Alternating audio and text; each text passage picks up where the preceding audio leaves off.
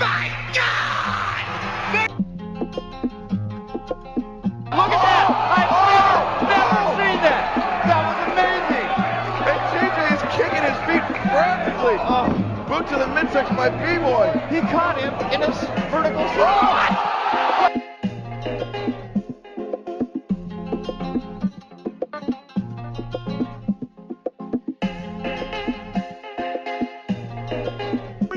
Because last year in Final Battle, when I lost my career, you were watching and clapping harder than anyone else. So this year, grow a step, stand ringside, and watch me win my career back. Hello, that's our intro, man. The Skype fucking beat should be our intro. Studying Spandex Podcast. We're back. Get down straight away, sued by Skype. Fucking, you know it, man. We'll get owned by Google in like 2 minutes. Bottle by Google. Fucking right. So, after how many months absence? Let's see. A Dolph Ziggler style. We come back to no reaction. Absolutely nothing's changed. Record scratch. No one applauds. It should have been me. Go on to have a 30-minute cage match that nobody cares about. So true. That was, oh god. That's our return. So that's our return. It's a Dolph Ziggler like quiet return back to podcasting. I love it. How you been, Darren? How's it been in the wrestling world since we had last did a podcast? I think it's been the most exciting time to be a wrestling fan. Obviously, we've had the best of Super Juniors. That's some high match quality stuff right there. Actually, the best of the Super Juniors ended up being so far, probably the final being the match of the year. Yeah, like Shingo and Ospreay's kind of untouchable at this moment, which is sad to happen this early in the year. But hey, man, it's fucking amazing. And obviously since we've been away, fucking all elites now, all about the place, all about wrestling, and that's hell's yeah, man. Yeah, Taken man, by storm. It's gone quickly because now we're almost basically in TV, and then that's going to be a rival company, which is pretty crazy. It is, isn't crazy. It's gone fast from like Double or Nothing now on to Fyter Fest. It's just been going faster and faster. The hype train. Yeah, then we've got Fight for the Fallen this month, and then the next month we've got All Out. Sold out in 15 minutes. Yeah. Well played, All Elite. Yeah, and apparently they could have sold 126,000 tickets or something like that, according to the stats. I think they will get WrestleMania sized venues quite soon. I think they're getting there very quickly. Yes. But we're getting into the news before the news segment. But that's apparently one of the rumors backstage. Is Vince says that he believes that it's going to implode because of the hype. That AEW is actually got too much hype around it, and that it's all going to blow over. I bet he hopes that. I bet he hopes that. Yeah, he's like, we'll just wait for this to all blow over. So I think we're gonna as we're back into, we're obviously one of the big reasons why we're back is I was like, All Elite's a great thing to be talking about and joining the discussion, but also G1, which will be next week, is going to be high rate match quality hopefully. So that'll be a good time to be a wrestling fan. So we'll be hopefully on every week covering the G1, which means no time to hang out with girlfriends or do anything social, because the G1 it takes up all your time. The one day there's no wrestling during the week, you actually have a holiday, man. You're actually happy for once. Just all wrestling, baby. That's it. So it's all about. So I think I was gonna do a little bit moment of news, do a wee segment of news, do like a wee CNN style intro, like, and then we'll go into fucking talking about Fyter Fest, the CEO of AEW's Fyter Fest, and then we're gonna fucking preview G1 in Dallas, which I'm heavy excited about. And then the golden question that I'll ask you right at the end of the show is, who's gonna win the G1, Dan? So I've not been thinking about it. I think this year it is a hard one to pick because I think it's a lot to do with the 2-night Wrestle Kingdom thing as well. Now that it's on 2 days, I'm like, they don't need just that one main event to sell out. So it really depends on where they want to go with it, which is going to be interesting. Yeah, and it's a really strong G1 this year. Like, I think it's one of the strongest kind of blocks. It is, and I've been saying, like, people have been saying, oh, the B block's lower, and I actually think the B block's quite an interesting one. Yeah, I'm excited 100%. for a lot of different people. But what I thought we'd talk about first of all, because I was going to leave this because it was last week's news, and then Roman Reigns popped up commenting on his relationship with Jon Moxley. And this was I thought it was quite interesting because obviously last week Seth Rollins not only went on a tirade about being the best wrestler in the world, and then went on a tirade about his bank account, leaving everyone to call him an asshole basically. And then finally talked about Jon Moxley being like, oh yeah, kind of talking about the podcast, the infamous Talk Is Jericho podcast, and he kind of was kind of saying, oh yeah, well, Moxley didn't tell me about it, and it's easy to kind of comment with your like tail between your legs after leaving a company, and said it in some really kind of shit ways, I thought, instead of being kind of gracious about it. And then Roman Reigns talked to Sports Illustrated last night saying about Jon Moxley, I don't think our working relationship is going to be what it used to be, but I always love that guy. He'll always be my close friend, and I wish the best for him. We have a brotherhood, so I'll always cheering for him.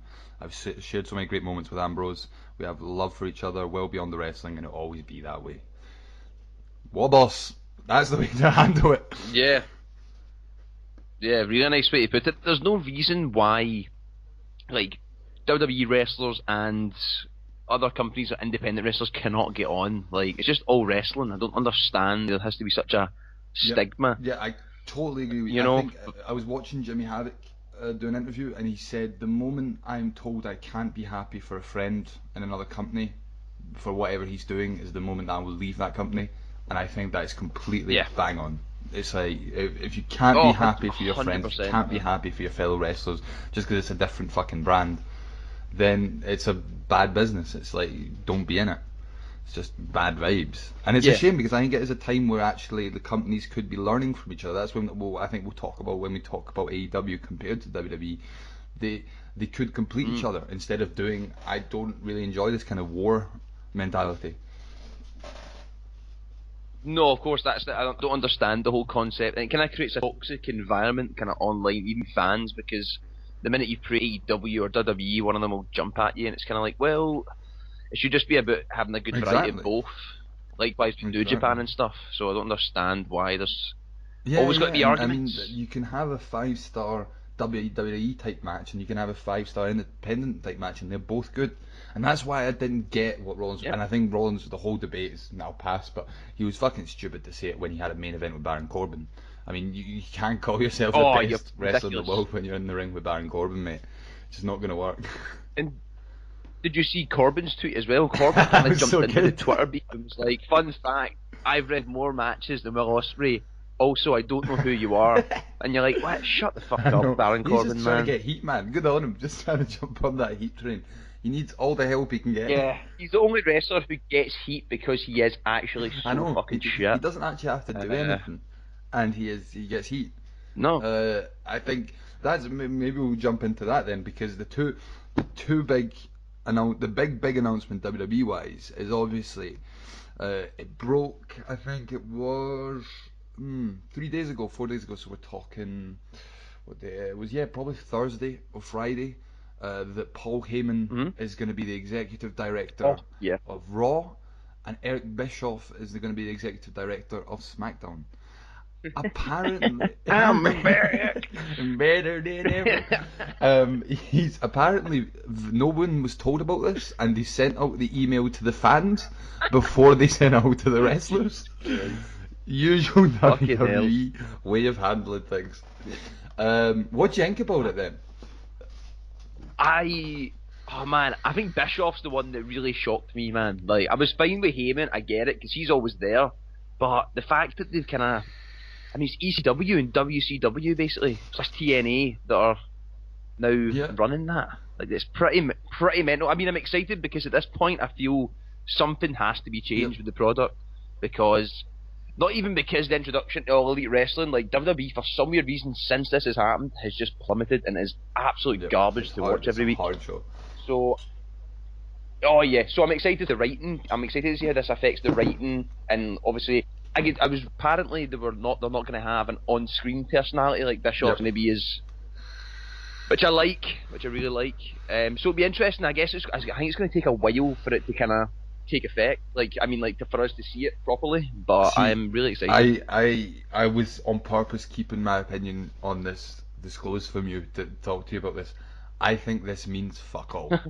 I honestly think this is a PR stunt to get that kind of feeling, okay, we're changing, we're listening to the fans and all that stuff, and actually it means fuck all. And they'll be, obviously I think they'll probably be in the meetings with Vince, but like we all know about the way WWE's run, everything goes through Vince, so at the end of the day it's just two other people that he's probably going to ignore.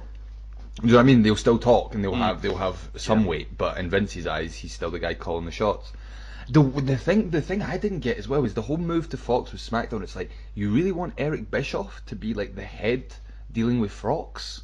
Like, it just seems so weird to me. It's like the guy that was pals with Hogan is gonna be like the intermediary between Fox and WWE.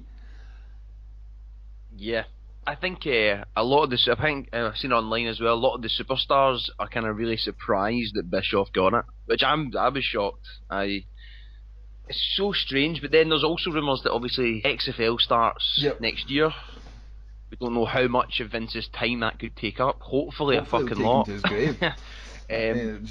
Yeah, so cause I know they've been playing adverts for it at live events and stuff like that, and which fucking, I seen one on Instagram and I was like, oh, it's happening, he's doing it. But hopefully he does that, and that kind of, you'll have people like Heyman having to take over, I guess. Which would be nice, but it wouldn't surprise me. Like you say, it's a great point. It could just literally be a PR stunt to be like, oh, that'll make me think it's getting better. I think it is to do with the road to SummerSlam. I think it's like this false feeling of change to get more buys for SummerSlam. We were talking just before we started recording about Raw, and I mean, I watched Raw and Heyman was on there, and there was slight things that I was like, okay, maybe I'm wrong, maybe there is something changing, because like they gave a storyline to Mike Kanellis, and I was like, that doesn't seem like a WWE Vince move, but at the same time I think that's what it's all about. I think it is just trying to make you feel like changes in there, when we've seen many storylines go nowhere. Like, that could be the beginning of something that never ever pays off. Yeah, because like, remember they made a big deal of Kanellis and then with Zayn when he first came in, and then they get put down to 205. And now, obviously, there was rumours that the contract was up, and everyone was saying he's going to go to All Elite along with you. But then they re-signed to WWE, so they must have been promised something. And maybe the fact that he was on Raw, I was kind of like, oh, this could be it. We're kind of wavering, but I thought the saddest one of them all was obviously Jinder Mahal signed another 5-year contract. I was waiting for that AEW push, but apparently he wants to stay in WWE. I was like, man, he was fucking buzzing, mate. I bet when he offered him a 5-year contract, he was like, hell yeah, I'm getting no offers. I thought he was going to be in the G1, mate. I thought he was going to be in the... But the actual real sad one was Nakamura. Nakamura signed another 5 years, and I'm like, well, you're going to be sad. They promised you something. But he, in a different world though, they teased last week Balor and Nakamura, and obviously after putting the club back together on Raw, hopefully it could be good, but obviously let's hold our judgment. For the final bit of news, to put a final nail in the coffin in WWE before we can go and talk about some more interesting things, they confirmed last night on Raw that the main event for Extreme Rules is obviously Becky Lynch and Seth Rollins, the man and the man power couple, vs Baron Corbin and Lacey Evans, winner takes all belt, and they've now made it an Extreme Rules match. Oh, whoa, it's extreme. I think the question is, can Lacey Evans not only take a bump, but can Lacey Evans take a bump through a table? We're gonna have to find out. She'll take it backwards. Oh man. Yeah, the fact that that's the event. It's scary.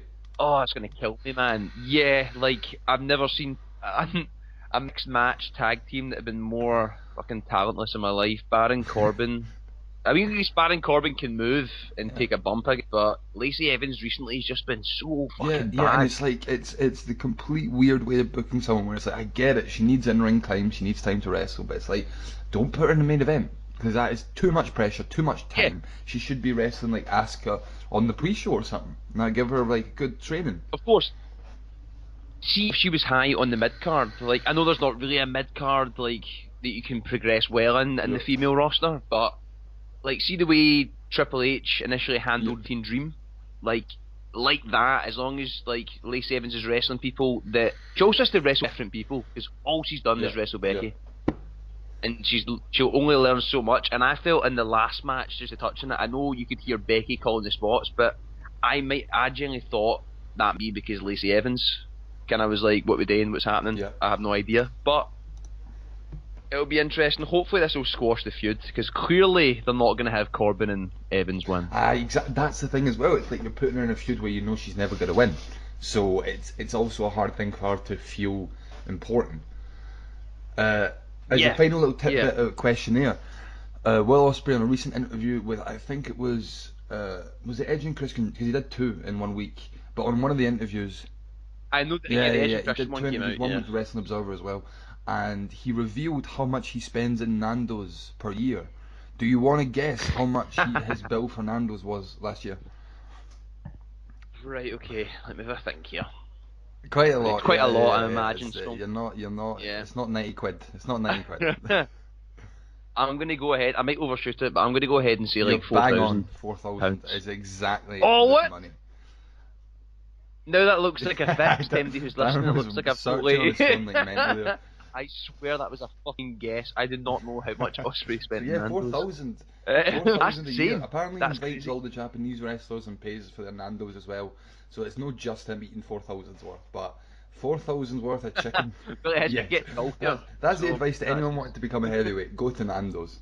Apparently it works. You get straight, you become a heavyweight in the day. Oh, that's crazy, man. Yeah, no, Good definitely. Good on him. And I mean, Ospreay, again, I don't know if you had time to check it out, but I watched the Southern Showdown, just that match, because I was like, the rest of the card, no, don't have time for that. But the match with Robbie Eagles, again, the boy, he just is insane level right now. Like, Ospreay doesn't seem to have a day off wrestling-wise. Yeah, he's kind of fit that Kenny Omega gap in New Japan right now, in terms of like, before the Elite became a massive thing, you know, that when Kenny Omega just had a rocket strapped to his back. It kind of seems like that, but I don't know, something about Ospreay is slightly more exciting. I think it's I don't know something why. to do with that he can wrestle loads of different types of matches. Omega was like, he'd always blow you away with his style of match, but for example in the Australia match just happened, Ospreay was playing heel because Robbie Eagles is from Australia. And I mean, I think Ospreay still has faults. He ain't perfect, and I think he did a bit too much over the topness, as he likes to do sometimes. But it was still really cool to see him as a heel and not always doing the high flying thing, compared to the fucking Dragon Lee match, where it's like him running about like nobody's business. That match was that match was just a spot fest match. I was thinking about that. I think it would be hard to find a 2-day wrestling, like a wrestler's wrestled 2 days back to back that were that good. I think ever. Yeah. Like, and because his match with Shingo and then his match with Dragon Lee the next day, man, fucking insane. Fucking insane. Yeah.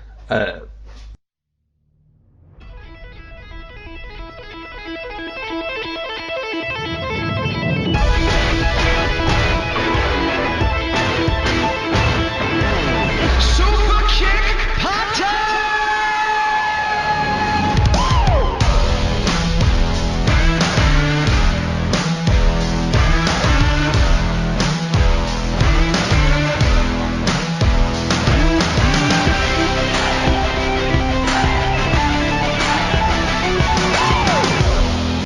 So man, now it's time, the bit we've been wanting to talk about for a while. So we're going excited. to talk about AEW Fyter Fest that happened on the 29th of June, presented by All Elite Wrestling. Yeah. So the buy-in was on YouTube and I think fucking Fight TV. So it started off with, they opened up and you were presented with the wee set of, obviously the wee camp tents from making fun of Fyter Fest, and you had the models and the wee blow up beach things. I thought it was very funny. The models, I got scared, I'll be honest, and when I saw the models I was like, oh my god, we have gone to 2005 TNA, help me. They also look dead across the eyes. The sad thing, having to stand during a match and just be a model, it's like the worst job in the world. And then I got even more worried because we got introduced to the commentary team, and obviously Excalibur was there. I marked out like a motherfucker. And then he introduced us to the two CEO commentators, Golden Boy, guy's already got a gimmick, well played, and Logan Sama, who doesn't have a gimmick, and was fucking horrendous. He was terrible. He was shocking. He was the one thing like, man, you fucking suck. Like, he was one of those guys that they were like, do you know wrestling? And he's, I might have watched it when I was younger. I'll just jump in. I'm still fine. Yeah, but I mean, I guess that's the only thing that can. Because it's in conjunction with this gaming convention, I guess they did have to accommodate that, which is fine for a free show. Man, I'm gonna add another nail onto that Logan Sama fucking coffin, man. Fucking in the first 5 minutes, the guy starts going full heel and starts like going, I went to the bar in Daytona, nobody has teeth. And I was like, mate, you're this shitty wrestling fan. You're a fucking shit wrestling fan. He's been sitting listening to Jerry Lawler tapes. Jonathan Coachman is his idol. I bet you. I fucking bet you. So that was worrying me. Alarm bells were going off, and I was like, right, fine. As long as Excalibur's there to put us through, we're okay. And we started off with a 3-way tag team match. Now, the stipulation for this match was, I still can't get my head around it. I've got it written down. Yeah, if you want me please, to explain. give us the writing. Give it in golden words, please. Right, okay. This was a 3-way tag match to advance to All Out for an opportunity at a first round bye in the AEW World Tag Team Championship tournament, which will start when they hit Does TV. that make sense? It still doesn't make sense to me. Yes. So this was a match to basically automatically progress into the second round. The second round. In the Okay. tournament. Okay. So that makes sense. That makes kind of sense. But at the same time, I was like, man, a whole lot of convoluted way to say it. And even the commentators, like when they were doing it on the show, they were just saying it gets you to All Out. That's all they said. They didn't repeat it. So I was like, well played. They should have said. They should have put it that way. Because I don't get me wrong. I know what they're trying to do. Because I really appreciate All Elite's trying to take the real sport thing like to its like highest height. But yeah, it's too complicated, guys. Especially with TV things not even started yet. And like, I in a way would have been preferred that they just announced the whole bracket for the tournament and then gone, this match is special and they would advance to this bracket, so you can just see it and you get it. Because right now there's a whole lot of questions still about the tournament. And even, we'll get into it, it's like, well, we'll talk about when we talk about the fucking Dark Order, because that's a whole other issue. So, the 3-way tag team match was the team of Best Friends, Chuck Taylor and Trent, SCU, Frank Kazarian and Scorpio Sky, and the Private Party, Isaiah Cassidy and Mark Quinn. So the interesting thing, as Private Party came out, they had like the quietest reaction of the three. SCU, obviously, because of being the elite, everyone loves fucking SCU, and Best Friends got quite a good reaction. But obviously the story of this match was getting Private Party over. Because it was fucking. I loved how they did it, because SCU and Best Friends were kind of like not acknowledging Private Party, like we don't need them, we can wrestle, we can just send them out the ring and wrestle between us. And then fucking Private Party especially Mark Quinn, just kept on coming back.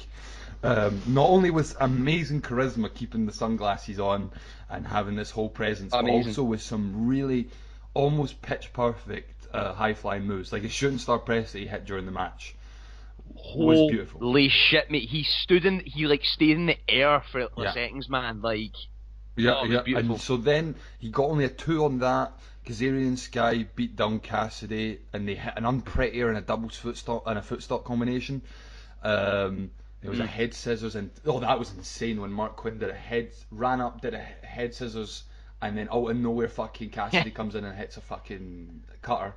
Only gets a 2 count. But then Brett come in, chuck out Private Party. Chuck out Quinn, hit the Storm Zero to get the win and to go to All Out. Best Friends win. What do you think, man? Yeah. I really enjoyed this match purely because I was worried they were going to kind of bury Private Party, because it was such a hard. Like, when you look at the kind of Best Friends, SoCal, you're kind of like, where they're going to fit in, but. I thought this was a great opener. I feel like if you were just tuning in on YouTube and I'd seen this match, I'd have been like, I'm going to watch this. Private Party got me so excited, man. I've never... For dudes that are so young and so charismatic, man, it just got me so excited for the young roster. Like, they seem to just... like, when they get that, guys like him, guys like Jungle Boy who are like 22, it's insane, man. also some of the moves, Private Party, just blew me away. There was one where, I don't even know how to describe this, but I believe when SoCal tried to throw Mark Quinn out of the ring, and you know how he bounced back off of the back, his back, and I was like, oh my days, man. It was, you were perfect, man. They didn't crumble under the pressure. I thought that was good to see, because obviously that's a big, come out for that. Yeah, big spotlight suddenly on them. Massive spotlight. Oh yeah, and the pop they got, mate, the absolute pop they got. That's one of the things that blew me away, and I don't know if it was just specifically this event, but the crowd was like the perfect American crowd. It was like every time there was an insane spot, or just a well executed spot, they would mark out. And so you'd have these moments of silence, which was fine, and then just these big eruptions for like a really good drop kick or a spin enziguri. And it was a really good crowd match mix, because that match was just kept on building spots, and the crowd was just in it 100%. That's something I think we'll talk about throughout this whole kind of review, is because the crowd do play such a big part in a lot of the spots. The one thing, I mean, and I saw this online, I was like, so Best Friends winning I'm absolutely fine, because they got a win on Double or Nothing, and they're obviously quite a big tag team, and Trent's a big deal. I think they know that Trent is a big deal, and they got to keep him protected. Yeah. But in a way, I was kind of like, oh man, you should have just gone full out and given Private Party that win, even if it means in the tournament they would just get fucking destroyed. That's totally cool. But there was a part of me that was pretty sad that Private Party didn't pick up that win. No, I totally agree. Especially considering the pop they got as the match went on.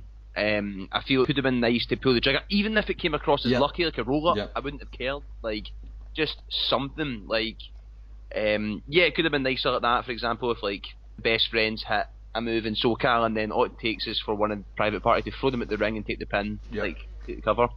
Interesting. I mean, I suppose it comes to that thing that gets me curious, man, is that wins and losses matter. You know, and it does kind of make, if that is the case, if you do keep losing, then what the fuck does that mean? Yeah, you go right down to the bottom? Yeah, because you can't constantly, we'll talk about what happened later on the card, but obviously you can't just kind of, Cody said they're not going to do 50-50 booking. They're not going to do that. So it's going to be interesting, but yeah, I'm gutted that Private Party didn't win, but I think they won the fans over 100%, which I guess was the goal. But obviously, after the match, after the match, Trent and Chuck obviously have their wee cuddle, which is always great. And then suddenly, out of nowhere, on the Videotron, the Dark Order appear, saying that they have decided that their first opponents they want to face are the Best Friends, and that they're basically coming for the Best Friends. And the Dark Order, obviously, in the video are still with these little minions in the background, a lot of fat ones, just saying. And then the lights go out, like at Double or Nothing. We think maybe we're going to see the Dark Order in the ring, and no, the lights come back up. It took a while. The lights came back up, and you had the wee minions around the ring. And then the lights went out again, and the minions were gone. And Trent and Chucky T looked like they could have just been sitting there smoking a joint. Like, they were just standing in the ring the whole time. What did you think? Before I get into what I thought, what did you think about the Dark Order making an appearance in that way? I mean, they did it at Double or Nothing, and I still don't feel that they are established enough to be doing that, because the crowd didn't know who they are. It just felt a little bit repetitive for me, but I get, like, they're trying to build, obviously, towards like things going into TV, and it's getting more obvious, but I don't know if it's the right way to just kind of minion-y thing. It's something that I've never really been a fan of. If anyone does it, that kind of, you get minions, look at me. I would just prefer them if they attack them, personally. Like, in the ring, just to show what these guys can do, because if nobody knows them, they barely get a pop. If they just came in and just literally fucking done a finisher to both Trent and fucking, I forgot his name, Chuck, then that would be more effective for me personally. But it's what do you think? Right, I thought it was some Carnival-esque 80s fucking bullshit. And it's like, this is the thing that, especially in the pre-show, and because we were talking off the podcast about how I did have a massive issue with the pre-show how it was presented. Not in this match, like we said, I thought this was really got the match, made me really excited for the whole show. But as soon as the lights went out after, I'm like, it's really hard to do a really sports-based, wins and losses matter, we have time limits and all this stuff, and then you're going to mix that in with like fucking Carney-esque booking of lights going out and people appearing out of nowhere. And it's a hard line to mix, and I think they'll find it, but I think right now they should maybe concentrate more on the sports. And the thing, if you want to go back and listen to our Ring of Honor podcast where Darren saw Super Smash Bros for the first time, that's the whole point. When you see Super Smash Bros in the ring or the Dark Order, they speak for themselves and they get over easily because they're really, really good wrestlers. Oh yeah. And they've got a real good charisma in ring. Pushing their character before you push their in-ring, I think, is a massive error. And it's weird that the Young Bucks are making that error because they know the Super Smash Bros and they know what they can do. So I get the idea of trying to build hype, but I think you should, even if you had a 2-minute squash match where they just fucking destroyed some jobbers, you would already be like, wow, okay, they're more dangerous than appearing on a screen and lights going out. I just don't buy it. Do you know what I mean? We're at a point in wrestling where we don't buy that kind of shit anymore. Even if like the Dark Order, I'm trying to think, like if the Dark Order just came in during that match and completely just ended it early and it set up like a fatal 4-way tag at All Out, that's something that I'd be like, that's more intriguing. And even, but yeah, it's kind of mirroring what WWE right now, I hate to bring them up, are doing with Aleister Black, that he's just sitting cutting a fucking shitty promo every week in this little room, and you're like, people just want to see him wrestle, and that stuff can come. And you don't buy it. You end up ends up feeling silly, and you feel stupid for believing in it, because we all know, like, that's the thing. You look at the crowd of AEW, and they're all fucking adults. So don't try and pull this Carney shit. And it's a shame because also I thought of the tournament thing, like this whole stipulation of the tag match. It's like, so the Dark Order want to face best friends. So I don't know the brackets, but I'm assuming therefore that the Dark Order is going to win their match and get face Trent and Chucky in the tournament, because they're like, we want to face you guys. Or are they going to have a match outside of the tournament? I don't get, like, it's still not very clear. And that's the thing, that setting up stuff when you don't know where it's going isn't easy. But they'll get there. They will get there.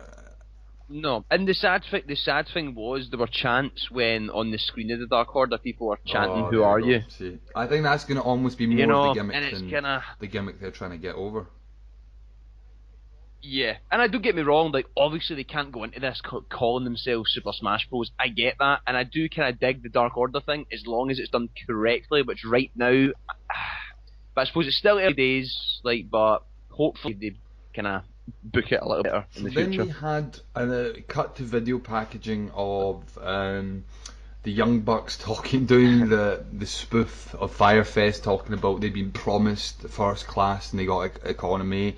Then they had the sandwiches. They were told they'd get buy organic salmon, and they got cheese sandwiches, the famous cheese sandwich tweet. And then they obviously made the reference to "I had to suck a dick for water." I really thought that, like, most of the crowd probably didn't get it, and there was probably like 20 really smart guys like turning around going, "How did you get the dick joke? Did you get the dick joke?" It's all about sucking dick. I thought it was funny. I mean, you had to do it because of the theme, and I thought they did it well. And then they say they don't have the budget for the models, so the models get pushed off. That was all good. Yeah, that was good. That was funny. Then the librarian happened. And oh God. Right. I deliberately don't want to spend a lot of time in this because this could be a full podcast on its own. It would be more depressing than the NXT podcast we did. We talked about the librarian. Yeah.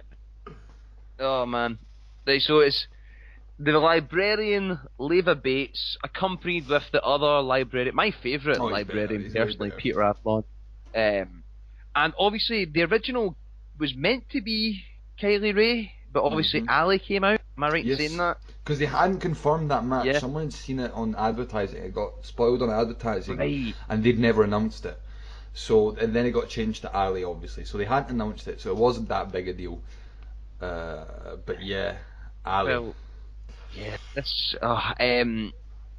I feel bad for Ali because I feel for anybody's first time wrestling, especially against this gimmick, was hard, man. Like, there was nobody could come out victorious at this match. That's what I hated about it. And also using Peter Avalon as a hype man. I fucking hate the hype man thing. Like, we do not need the hype man. Yeah, this match went on for 9 minutes. 9 minutes too long, and I get like Tony Khan spoke about what he thinks the Librarian is his idea, but I just felt like you said, being back in the 80s, like I just felt like that's the thing. It just felt kept on going into that fucking corny-esque booking, and especially with the finish, the stupid ass like distraction throwing the book thing. It's like, man, already you've got a gimmick that feels like it's 20 years too old. Then you're gonna do the booking like it's 20 years too old. And like you say, I felt sorry for Ali because I didn't get any of her character. I didn't feel like she came across as a character, as an established character. I didn't really feel that she was established as a wrestler, even though I've seen and heard that in Impact she was one of the best female wrestlers. I could not tell you that there. Yeah. In this match, it looked like two people just trying to get through those 9 minutes. And the stupid thing about the gimmick, I get it, the whole hushing thing makes the crowd go silent. And they end up saying, like, there was a guy, you could hear him just shouting in the silence, "This gimmick sucks." Yeah, that was I would feel the same if I was in that crowd and you've just gone from that really like modern kind of fuck you WWE tag match, because WWE can't have those tag matches, they don't allow those kind of tag matches, and you go from that to like almost even worse than WWE in the sense that I felt that the women felt undermined by the gimmick. Do you know what I mean? It wasn't about the match. Yeah. And that made me feel really sad for the whole thing. I feel sorry for Ali, like you say, and I actually thought that she just felt like a second Kylie Ray because she came out with the whole jumping and waving and the happy thing. They obviously tease that she's got that monster inside that she did in Impact, but I think even Bunny or something like that. I don't know. It was when a pedigree stands out in a match, you're in a really bad place. Yes. And when a pedigree does is it done in silence, you're in a really, really bad place. Yeah, this match was just too gimmick heavy. I don't know if they're gonna kind of try and discuss what direction to do the Librarian, because in being the Elite, and even when they came up with the idea of the Librarian, I had a better idea in my head like of what they could do, but taking it in ring and stuff, it just reminded me of Matt Riker, genuinely, but worse, way worse. And it's like it's the thing I was saying about the pre-show. And that's the hard thing with their match card, because I understand what other match would you have put there, but if I'm switching on and this is the hour to sell the show, to me to go, right, I'm going to give you my $10 or whatever, and I'm going to sign up to Bleacher Report, and I see that, I'd be like, man, you're alright. Yeah, if they wanted to put, if they obviously wanted another female match on it, it would have been nice to maybe put the triple threat. That would have been a good match to get people in, but obviously want to showcase that on the actual show, but that would have been a good follow-up to such a great kind of crazy tag team match. And it did feel like almost they were stalling time in that pre-show with the whole Librarian entrance and stuff. And I think that is a big note for the pre-show, is like, if you're going to do these pre-shows, make them just as important as the main show. Because I'm looking here on Cage Match, and the pre-show's got a rating of 5.44 overall, which ain't good. It ain't good, because almost in a way you want your pre-show to be almost better in a way, because it's only an hour, so it should feel like it's really intense, boom, back to action, now let's get to the main show. Yeah.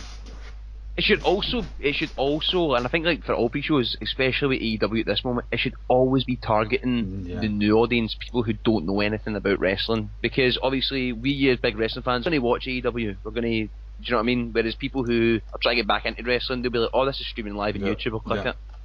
So they really have to kind of, that's how they're probably going to get a lot of people that wouldn't normally, or that only watch WWE. Definitely. So, not a strong, I mean, we're going to go into the final match of the pre-show, but not a strong pre-show, pretty poor pre-show card, apart from obviously the first match. Well, let's, You want to take away the main pre-show, event, main event?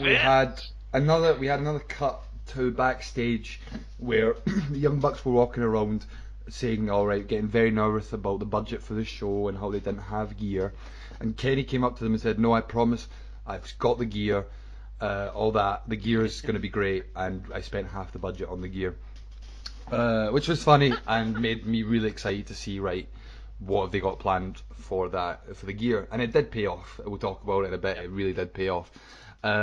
So then we got into the pre-show main event, a hardcore match between Michael Nagasawa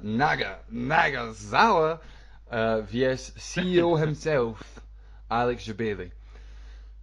So Michael Nagasawa came out doing an alright reaction, but I think they couldn't tell how the crowd was going to go, because Jabali obviously is the guy who organised this gaming event, and half the crowd is gaming fans, so they're kind of going to mark out for him as well. So it was kind of a mixed bag of both of them being faces and heels. Nagasawa did a promo saying obviously about the history of last year and the leg, and how still Jabali cheated him out of a win, and this time he's going to get him. So obviously Nagasawa targeted the knee. Then they went out and started brawling. Fucking, they got a hit. Jabali hit Nagasawa with a massive gaming system, and then did a body drop onto the pool. Then they came back, and I think spot of the pre-show was Nagasawa strangling Jabali with a fucking GameCube controller, and then pressing the buttons to get even more power. I thought it was fucking genius. They then did the Edge McFoley spear through the table. Fucking Jabali hit out with an insane German suplex, almost killing Nagasawa. Finally got out the. Yeah, it was like so high, man. It was like Brock Lesnar's German suplex.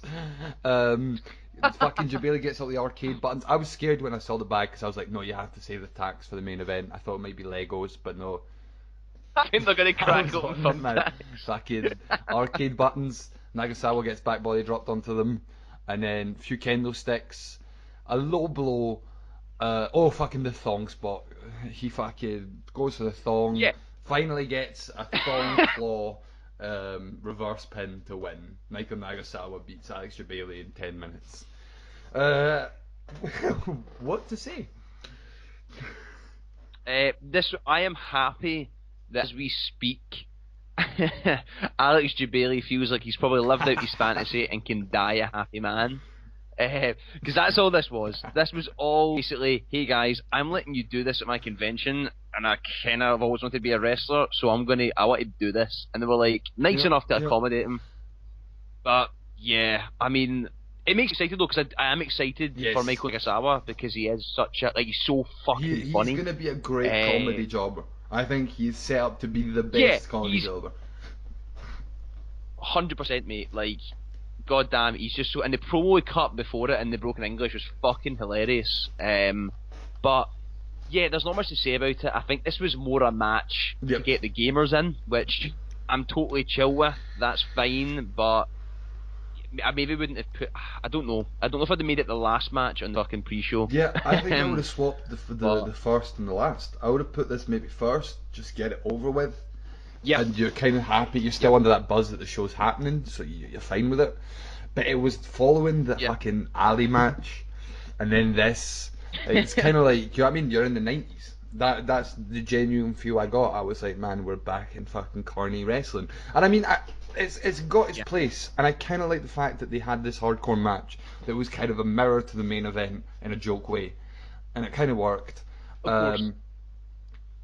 I mean, in a way, I think it would have. Like you say, when they announced the match way back, I was excited for it because I knew it was going to be a big joke. But taking up 15 minutes in your pre-show just before you go to the main show, it's a real hard sell. And almost in a way, I think maybe they should have done it during the day, this match, and then released it on YouTube or something like that. 100%, man. Like, do it on the fucking gaming floor or some shit. And then it could have gone way longer in a way, and they could have gone like just full out madness. Because it made me think of, I'm trying to find a link to send you, of the DDT match that happened in a swimming pool recently. And Chris Brooks does a figure four all the way down a slide, for example, which is fucking amazing. And I was like, man, they should have just gone full like that. Do you know what I mean? Just full gaming, wrestling madness. Yeah, because I feel it would have been funny if they were wrestling on the gaming floor, and then, for example, you then seen them fighting against each other in Mortal Kombat, and then realise, oh shit, we're playing a game, wait a minute, and then get back into actual fighting each other. Stuff like that. I think that's the thing I was saying to you about Honestly, like, I know Kenny Omega and the Young Bucks, they are funny on being the Elite. I ain't saying that, but I think that they aren't hilarious. And sometimes they think that you can tell that they think they're really fucking funny, and that backfires in a way that sometimes you should underplay the comedy so it's funnier instead of just trying to fucking hit it out, make it funny. But that then took us. That was the closing of the pre-show. So like we were saying, I mean, the first match, great way to start a pre-show, and then it just went real downhill, and it kind of made me it was hard pacing wise to then pick right back up into the show. So that's it's kind of should have been the other way around. Maybe have the slow stuff first and then get excited. Oh, of course. Yeah, you should have been. Yeah, you should have been going and buzzing like holy shit. Yeah, I was just buzzing to get rid of fucking Logan Sama though. Like, I was. Yeah, bring me GR. I'll have fucking GR any day. To be fair, I'll have Golden Boy over Alex Silva any day. Yeah, I actually thought as the event went on, I thought Golden Boy was great. Like, I didn't think, like, for a guy who didn't do that, like wrestling, I'm just like, yeah, play man, you're really good. And so then that took us into the event, AEW Fyter Fest. So started off with a running down of the card. JR just came up before the pre-show ended to a great pop. And so we started off with Christopher Daniels vs Chima, a match you were really excited for. Yeah, man, I was buzzing for this match. Surprised it was the opener, but then obviously I looked at the full card. I was like, well, where else could it be? Yeah. Yeah, man. I want. There wasn't as obviously there's Chima doesn't get as big a pop as I want or he deserves, but. Yeah, I thought this match started off pretty good. There was enough. It was really short. It felt really short. It was under 10 minutes. Under 10, yeah. Yeah, and I feel they got enough in, definitely. But it did feel rushed to me, especially towards the ending. But obviously, yeah, it was nice to see Daniels and Chima. Obviously, these guys still the way they move, man. Especially Chima, like at their age, it's Daniels crazy. Is 1 year off 50, man. That's fucking crazy, and the fact that he's obviously he's in charge of kind of talent relations as well in AEW. Very cool to see Daniels wrestle himself. Very cool to see kind of him away from the SCU. The only thing that I didn't like about this match was purely before it they announced that Chima was Kenny Omega's next opponent at Fight for the Fallen, which then I was like, oh motherfucker, I know Chima win. Because I actually have no idea, because I was like, well, they can't have Chima lose, they can't have Daniels lose, so it was an interesting dynamic. But overall, I did like the match. I just wish it went a bit longer and they didn't announce that Chima was going to be against him. I mirror a lot of what you're saying. The big issue to me about this match was, so Chima, it depends how you want to place Chima, right? But I think, so one of the big strong points of this card and this whole event is they got over most of the young new talent and the people you hadn't seen before. The one person that I think didn't was Chima. I think Chima, either that means they need to do more on the road twos, where they need to cover him more as a character and get him more exposure, or they need to do something on Be the Elite where you see more of his personality or something. Because right now 100%, he just feels like a guy that everyone's saying, oh, he's fucking special, and if you know the history, he is fucking special. But the guy you're getting presented to on this product is not that, so you need more buzz. And I also think like that the timing therefore kind of also represented that, where it was like they're having a match, but we're not going to give them the time to have the match, and I think that came off almost worse for Daniels in the sense that I didn't think Daniels got enough offense in to feel like a threat. No, which is fine because, like you say, he is part of SCU and he's part of talent relations, so he's got all these other roles to play. But it would also be good to know that Daniels could be a threat when he wants to be, and it just felt like he didn't bring this full game, and I understand why, because you don't want to steal the show. But the Meteora, man, that early. That's one thing, that boy can hit a fucking Meteora like nobody's business, man. Oh mate, yeah, so fluid. But I completely agree with you. Like, I think even when you're talking about, for example, they've not shown Chima. They've only kind of really spoke about him when they signed him and how much like the Young Bucks like him. But yeah, seeing how Private Party got over on the B-show, and because we've seen them on the road to Fyter Fest, and then obviously Chima just seems like, oh, he's representing Chinese company. And you're like, alright, okay, great. I hope, if they're going to, he is a part of the roster, he is signed, so they should treat him like that, and not just a guy that comes in and wrestles. I don't want them to have the Apollo Crews kind of thing. To be like, he's amazing, but no one gives a shit. Yeah, he's a good about him hand. Just throw him as a to the wrestler. good wrestlers because he's a good worker. I think it's scary because he could fall into that role quite easily right now. And I actually think a lot, and this is also a dig at the whole show. I think Jim Ross doesn't do his research, and you can tell he's throwing out these like very like just middle of the road comments. Oh, like that's a lucha libre style, and you're like, yeah, but the whole point is Chima's. That's the whole point, is that he's wrestled every person under the sun, so he's almost got like every style under his hand.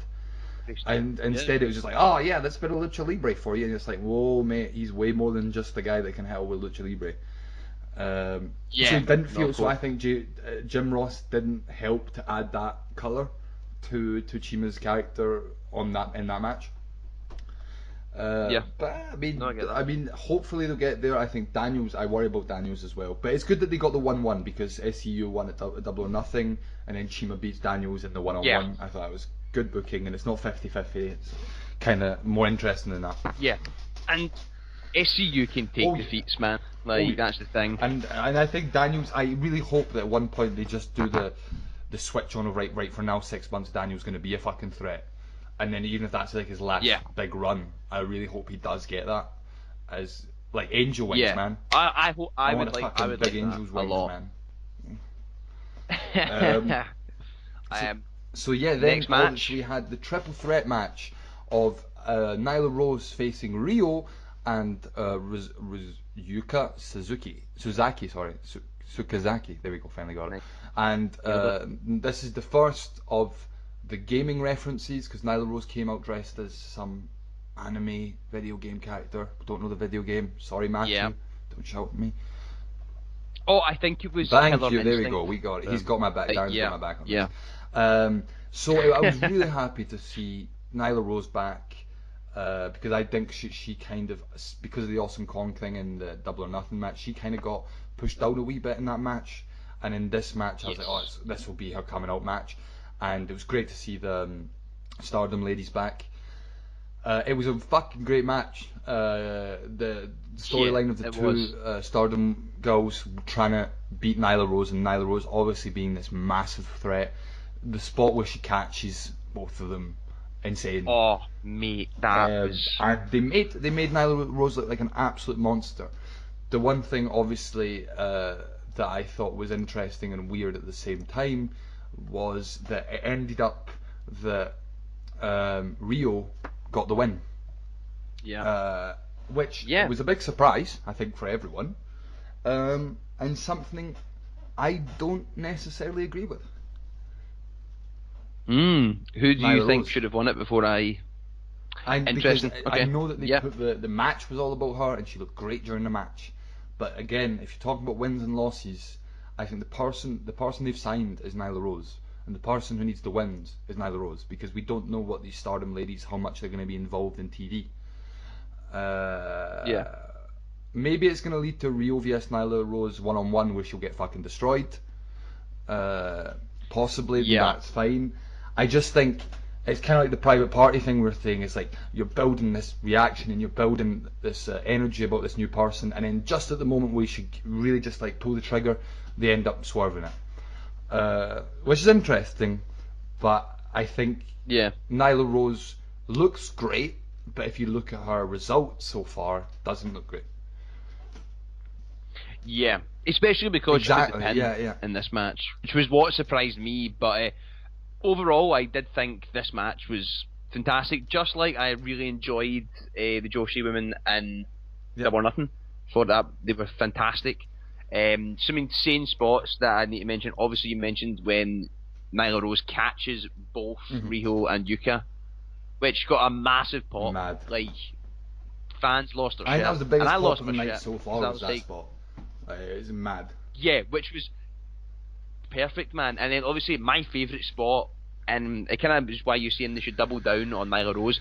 When she put Riho in between the middle of the ropes, and then done that diving knee from the top turnbuckle right to her head, I was like, "Oh man, she can wrestle." That's the most exciting part about a big female wrestler, is that she can fucking wrestle. I do feel she should have won it, or at least one of Yuka or Rio should have taken the pin from each other if one of them was going, if Rio was going to win. Surprised as well that Rio won. So I thought the person that was getting the biggest pop was Yuka Sakazaki, which I thought she was just fucking man. amazing. So much charisma. Oh, she is literally like an anime character, not to like, do you know what I mean, stereotype, but it was so energetic and just so, insane.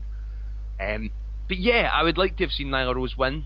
I try to think of other reasons why they couldn't, but it makes me think that obviously maybe Riho and Yuka are here to stay, hopefully, because then I don't want this to be a throwaway win.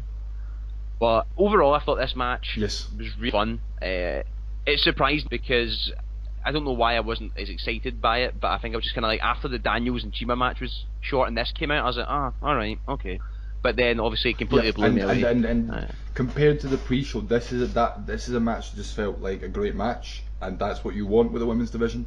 You just want it to feel like, holy shit, there's some great wrestlers, instead of it being this kind of, we're giving them the time, but it's not really about this. This felt all about the three women in the ring and them showing off, which was great.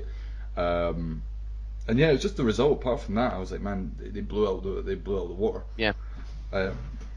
I mean, they tried to make up for it, I guess, because Nyla Rose at the end, the beatdown on poor Riho, destroyed her, and then Yuka came in to save her, etc. But yeah, interesting to see where Nyla Rose is going to go. Yeah, I'm very excited. I'm already excited for a possible Britt Baker, Nyla Rose one-on-one down the line. Oh man. Yeah. Because I think that's hopefully where they'll be going. It's building up Nyla Rose and to face the big women's face of the company right now, which seems to be Britt Baker. Oh yeah, 100% she is. Yeah. So then we went on to this is the one match when you were saying I don't know what else could have opened. This is the one match that I think also could have opened. Adam Page facing Jamie Havoc, Jungle Boy who came out with Luchasaurus, and MJF who came out first and cut an astounding promo. Like MJF.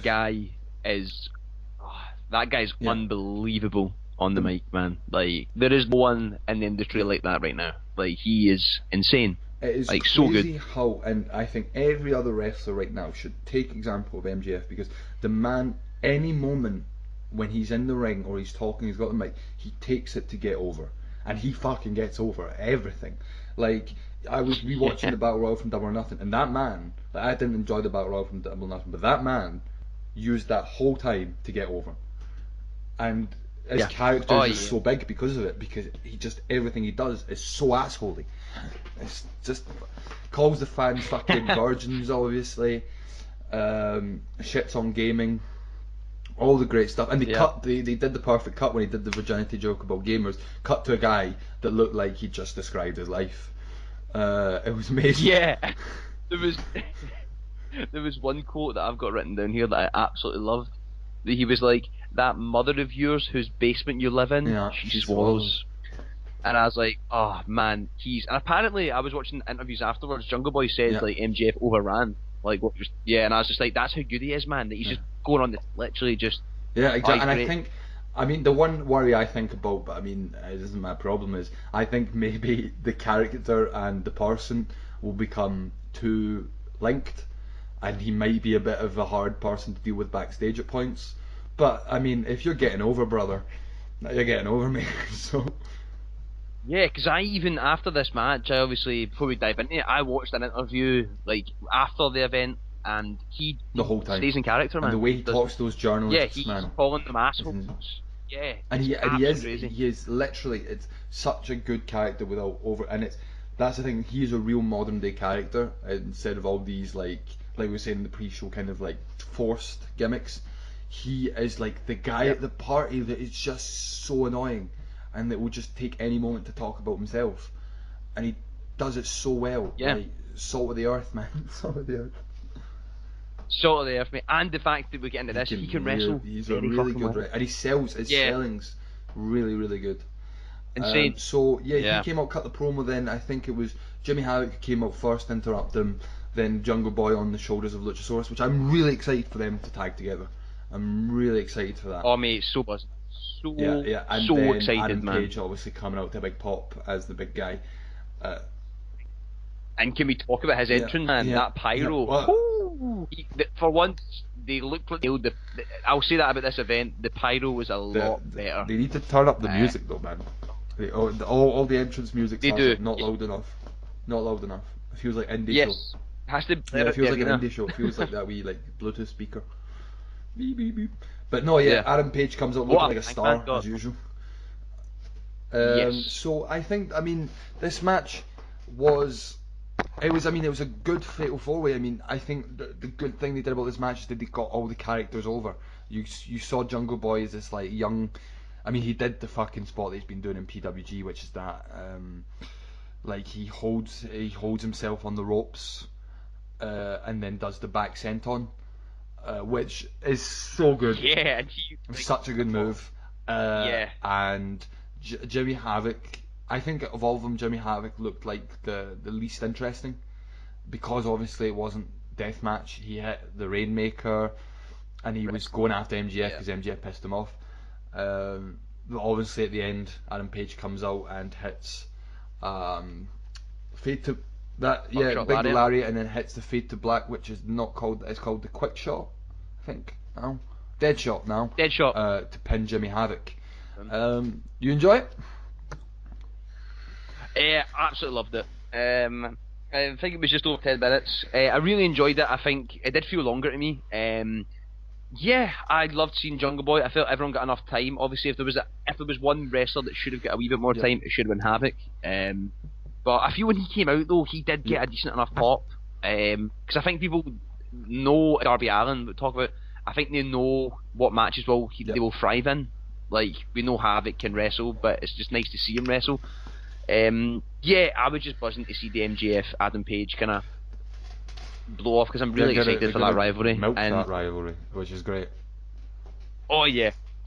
And also I genuinely think Jungle Boy is in the making. Just, absolutely. It's like man rocket on that guy's back. There was not one thing he did that was like out of place, no mistakes. I thought it was a great match. It was a good pick me up match. I felt. Because when I watched it, I was like, oh, I'm buzzing to watch the last 3 matches now. It was a good kind of, here we go, next is Cody, I'm excited. But it's hard to kind of, the only thing that was this, like, you knew Havoc and Jungle Boy was never going to win, because I kind of would tone it back in how they're presented at the moment. Because he came out, he was the only one to get pyro, he came out last. And I get that he's facing Jericho, and I get you need to build him, but I'm like, man, you kind of are really underselling the great roster that you have in this match. This is the one big criticism I have of this match. It's to do with Adam Page, in the sense that this was a real character match. It felt like it was all about getting those characters over, like Jungle Boy being that crazy little guy that doesn't stop. MJF obviously being the asshole that will try and avoid getting any spots, and Havoc being like not giving a fuck, and will be in the middle of everything. Adam Page just felt like a guy. He was the dude that wins. Yeah. And that's I get that. The scary thing, that if they keep on going, he's a star, you end up having that Roman Reigns effect, where it's like, yeah, he's a star, but there's nothing else behind it. He's just a guy that gets pushed. Yeah. Which is worrying, because you compare that with, like, I loved Adam Page in the role when he was facing Janela, because he felt like a real natural babyface and a natural star. Whereas now, where they're really pushing, because obviously he's in the main event, it feels forced. And I think that's why, like you say, they have to pull it back a bit, but it doesn't seem like they are, because Kip Sabian was on commentary, and they said the winner of this match will face Kip Sabian. Obviously, Page wins, so he's going to face him at Fight for the Fallen, and obviously it'll probably be a good match, but there's no doubt in my mind he's going to win. Kip Sabian is going to get dropped on his head and pin. So the only thing that could save it is if Jericho comes out and it finishes DQ. Yeah. So that's my worry about Page, but I think as a match, it was great, and I'm excited. I'm really excited for Jungle Boy Luchasaurus. I think they're going to be a great tag team. Yeah, because I watched an interview and they asked him if they're going to be a tag team, and he was like, "Oh yeah, 100%." And I was like, "Nice, that's all I want." And see the things they're doing with the being the elite when Luchasaurus puts on the glasses and is like, "I have a master's degree." Amazing. So what would you call the tag team? The Prehistoric Age? Man, I've got no idea. That's such a hard thing to hit me with, because the first thing I thought was Jungle Fever, but that's fucking terrible. Dino Boys? Dino Boys. That's such a hard one. Yeah. I've got no idea. It'd be interesting, man. I did see they brought up a cool new T-shirt though that I kind of want to buy. Welcome to the Jungle. Or that'd be cool. On my WWE Universe, they're called the Prehistoric Age. I've gone with that. That was my first idea. Yeah. That's a great name. That is a great name. That would be my pick, but I think it'll be something better than that. Hopefully, Gorilla Goons. Overall, man, really good match, man. And I thought of you when I was watching it, just to see Jimmy Havoc get that platform made me very happy. Yeah, because I watched the same interview I think you were talking about, and I think like he's just a regular English bloke, and I think he's just a bit kind of like, this is what it is. But I think he's even surprised, but just so nice that people are going to get to see Jimmy Havoc, and obviously they're going to definitely tease and save those kind of extreme fucking matches. The joke that he made when he was leaving Progress for AEW, he said, "I'll be back because I don't think I'll survive long and I'll be fired."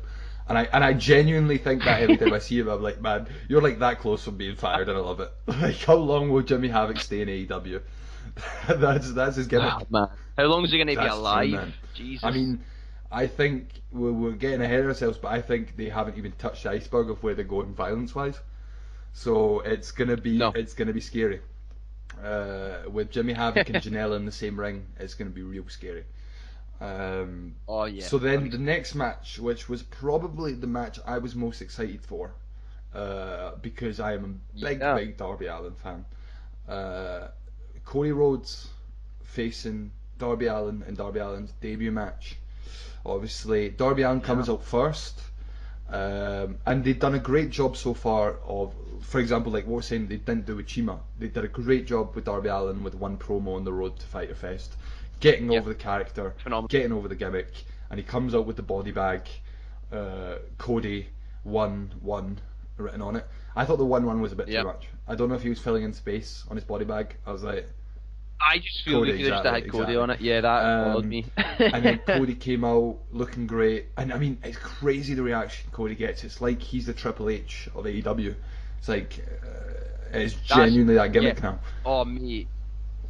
But yeah, because I get excited when he came out. I get excited for his entrance. Like, I was buzzing, and like we'll go into this. Like, even I thought he came across like a wrestler in this match, because I know he gets a lot of criticism for not being your traditional type of wrestler. It's the thing of he's, even though we all know it's the Bucks and Omega, and the emotional reaction because of the All In match that stole the show, because of Double or Nothing in the match that stole the show, it's like every time he comes out, we're thanking Cody for the product.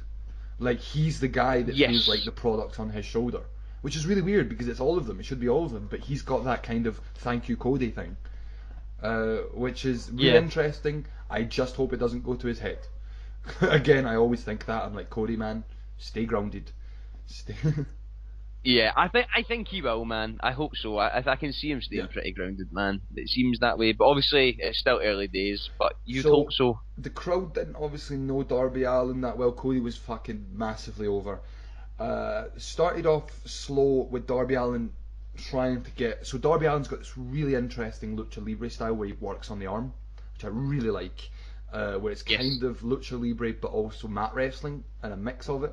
It's really, really interesting. But Cody every single time using the strength to kind of put him down and powering down. Yes. And then first crazy Darby Allin spot, throws him to the ring post, and Darby Allin decides to sell it by spinning his body under the ropes, bouncing off the ring post, and then just landing flat on the outside. I was like, here we go, Darby Allin, you don't give a fuck. Then we entered a real long bit of the match where it was Cody working down Darby. Then finally Darby Allin started to get back, you had the coffin drop, which is the Kofi freefall spot, but he did it on the apron, and Cody rolled out the way. That was absolutely fucking crazy. Like that. So we'll get into what happened after the match. So a lot of the internet was angry about what happened after the match. For some reason, nobody was angry about this because a backdrop straight onto steel will affect your career 10 times more than blood or a chair shot. Yeah, it also almost reminded me of, this was way more extreme, but if we refer back to the last Ibushi and Naito match, when they do the suplex and he kind of hit his head off the apron and then on straight to the mat, it kind of reminded me of that. Just like, I don't need to see you try and kill yourself, especially after he threw himself through the ropes and then, onto the mat. So that was Darby Allin's momentum gone for a bit, and then he starts to fight back. And so this is where the time counting started to become really apparent, because they were doing 10 minutes left, and you could start to feel that the time was going to play into it because they started rushing. Cody puts Darby Allin in the body bag. This is a reference because Darby Allin, in his crazy career, decided one day to do a spot where he was put in the body bag, and it was against Ethan Page because he had a big rivalry in Evolve, and Ethan Page put thumbtacks into the body bag, closed it up, and powerbombed it, which is insane in itself, right? The spot, any spot where Darby Allin is covered in a body bag is extremely dangerous because as a wrestler you don't know how the move's coming, and so Cody does the what's it called, disaster kick onto Darby Allin covered in the body bag, and it didn't get that big a reaction because it didn't seem that big. But if you know wrestling, that is insane. It's crazy. And I think again it was like, well, did you need to do it? Because it didn't get the reaction, and it was almost kind of too look at me, I'm crazy kind of thing, I'll do anything. The time got more rushed. Finally, you're in the last 10 seconds, and Cody Rhodes hits a crossroads, they're counting down, but you can't make the pin, and it goes to a time limit draw. Yes. What did you think? I enjoyed a lot of the match. There were certain moments where obviously I wasn't appreciating how much offense Cody Rhodes was getting in over Darby, but I get that plays into the size, because I genuinely didn't realise how small Darby Allin is until he was standing beside Cody. It was a fun match. I thought Cody came across really well. Likewise with Darby, I would have liked to have seen Darby do a little bit more. I don't know if it was a good idea to put him against Cody for his first match, but yeah, I really did enjoy it. Throughout the match I was wondering who was going to win, and obviously the draw thing usually pissed me off, but I did enjoy it because then it kind of plays into how previously Tony Khan's mentioned that time comes into it. It will be a big factor. And yeah, I did enjoy it. Obviously the stuff after the show, which I imagine we're going to talk about, which kind of is a shame because it overshadowed this match, and like you said, it totally took away from Darby Allin. No one that I know was talking about Darby Allin, and it's a shame because he's arguably one of the best ones they've signed. I totally agree. The time limit draw I thought was very, very good, in the sense that I way prefer that to some shitty DQ finish in order to make both guys look good. Time limit is a really interesting, and I almost want it to be a kind of gimmick of Darby Allin, that he doesn't win against the bigger dudes, but he survives, and that's a really interesting way to go. As a big Darby Allin fan, there was a point that I was like, Cody was the wrong person, because Cody wrestles emotional matches, and there wasn't emotion in this match. They were trying to get an emotion, but because people weren't invested in Darby Allin yet, it's a really hard thing to do. So I felt that they were trying to overplay the emotion and overplay that kind of WWE, build it, brother, get the build the match, brother. And like you say, I think actually a little bit more offense on Darby Allin's part would have got that emotional reaction of, oh, this guy's trying, this guy's really fighting for his life. And like you say, the what happened after the match overshadowed Darby Allin, and that's a big mistake, because if I were to guess who is going to be the biggest star in AEW in 2 years, I would put my money on Darby Allin. I think he's easily, man. He's got the character, he's got the unique wrestling style. He's on the board. The boy's just evolving so quickly.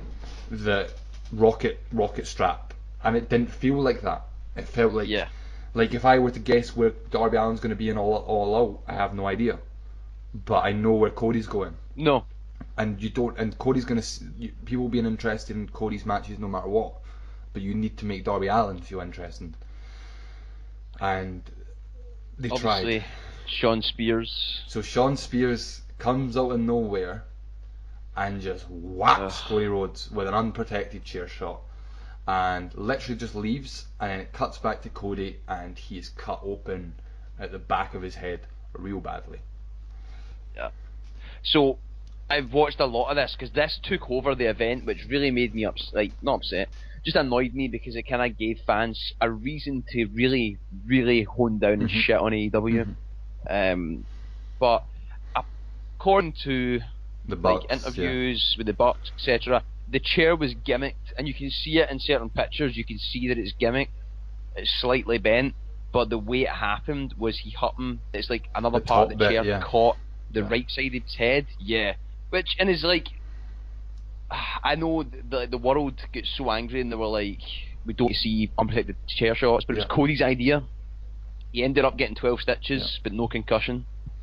I mean, I'm not gonna lie. When it happened, I was like, holy shit. But then you obviously think about the repercussions it and does the history have. of it. Especially but there is no need for it. I guess I totally get it.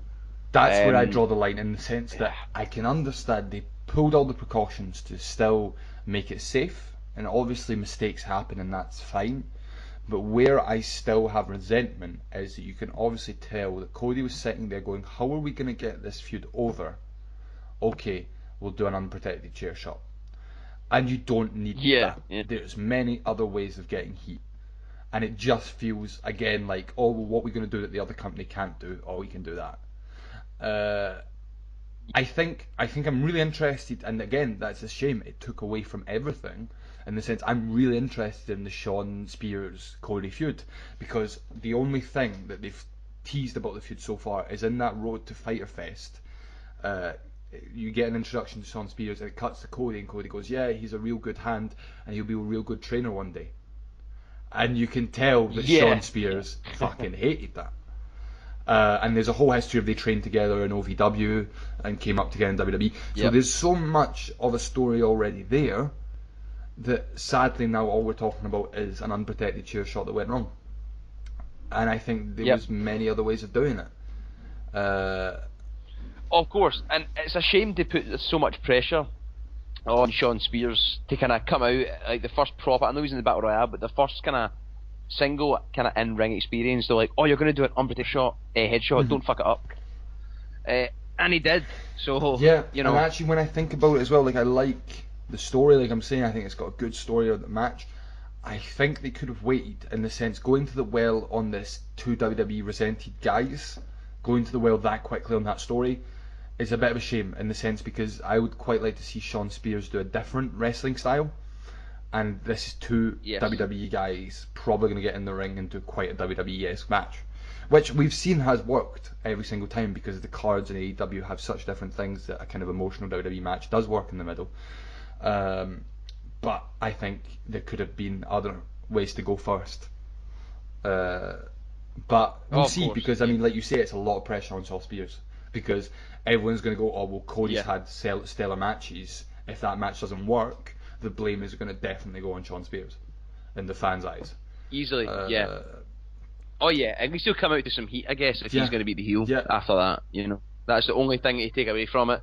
But yeah, like you say, where does this leave Darby Allin, man? Yeah, we don't know. And I really hope that the fucking body bag thing, like that, see that body bag powerbomb thumbtacks thing, it is to an extent where it is too far. I mean, I've watched it because I was interested in how the fuck did he do it.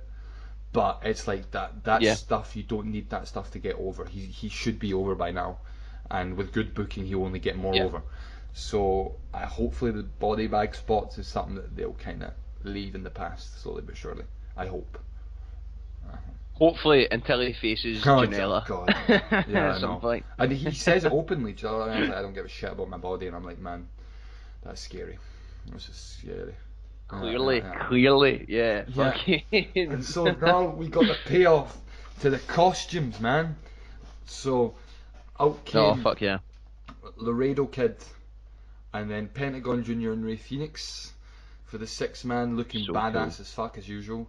And then the Young Bucks theme hits, the Being the Elite theme hits, and we think we're going to get a normal entrance, and then suddenly the lights go out, and we get an anime styled in the Street Fighter style. Boom, some symbols coming up, and then Matt and Nick come out dressed as Ken and Ryu.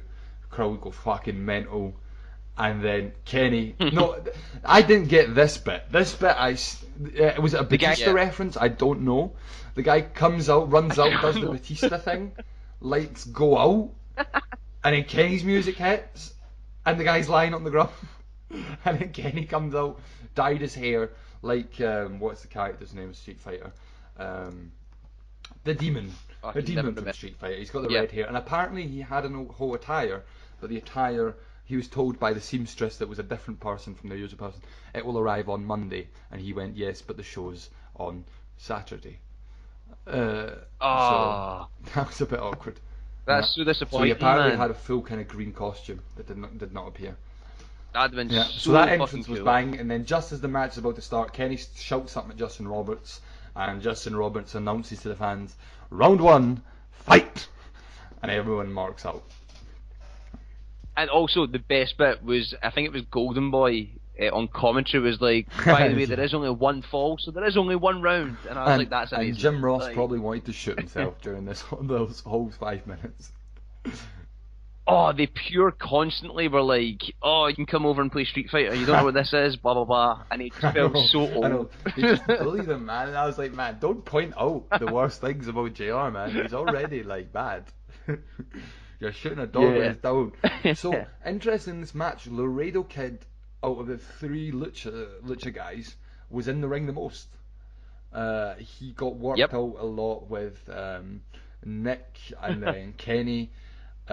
So this is, if you watch any PWG 6-man, it's kind of down those lines of just madness, triple super kicks, triple Ligo bombs.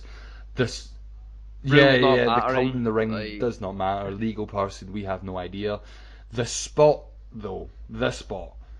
Nick Jackson has got his hands on Laredo Kid, I think. Yes, Laredo Kid. Pentagon and Matt are on the outside, and Matt's trying to set up for the Meltzer driver on the outside. So obviously Nick's going to try and dive out and do that. And so he's got Laredo Kid with the arm. He runs, bumps off the rope, and out of nowhere, Phoenix runs across the ropes and does a fucking Spanish fly from the top rope onto Pentagon and Matt. Fucking insane spot. It's like, you stare at it and go, how is that possible? Fuck knows. That's what, like, genuinely, I think after any time I watch Ray Phoenix wrestle, I am always blown away. Like, I just want him to just go to the top in any company. He's just, everything he does is pitch perfect. Like, he's so fucking, so good. So, like, slick at everything. And I actually, it's the thing, Phoenix stood out as being amazing, and the Pentagon in AEW is starting to irritate me a little bit, in the sense that they're doing this whole thing of he's all about the character. And they did this massive showdown between Omega and Pentagon like it was The Rock Cena, and I was like, no, they've had one match, come on, stop making it be like, oh, exactly, it's like, ooh. And also, to an extent, I was surprised. The reason I was talking about Laredo being the guy who worked out the most, I thought they were going to do it the other way around, in the sense that Laredo Kid was going to be the guy that got the hot tag and came out of nowhere with all these fucking crazy moves, but instead he was the guy that he worked down and was kind of like the good hand that worked most of the match. And took the pin, exactly. And I thought it was interesting because it kind of subverted my expectations, but at the same time he just came out as a luchador, in my opinion, which was a shame, because I think that he could have been pushed to a whole new level. Why, when, like, if you're going to have a combined entrance, why are you in bright blue gear when the Lucha Bros are in their kind of the hoodies with the skeleton masks, why not jump involved in that? Because I thought, like, you could see he was an amazing luchador. Like, some of the moves he did, the speed of them was great. But yeah, I just felt you're totally right. Generic luchador, like, do moonsaults, do flips. He's the guy that was going to obviously take everything. And I mean, it was a good storytelling ending with Kenny. After all the outside dive and stuff, Kenny gets back in the window, Radio Kid. He hits the fucking Tiger Driver 98, which we haven't seen in ages. Yes, and the Radio Kid kicks out, and you could tell he sold this moment really well, where it's like, right, now I'm back into Kenny Omega mode. Now I know what I'm doing. And One Winged Angel gets the 3. And I was like, Kenny Omega's back. It's selling. They're selling to that match for Jon Moxley, and they're doing it well. I'm so buzzing to see Kenny Omega 1-on-1 against Moxley, because I think he's back. The 5-star machine might be back.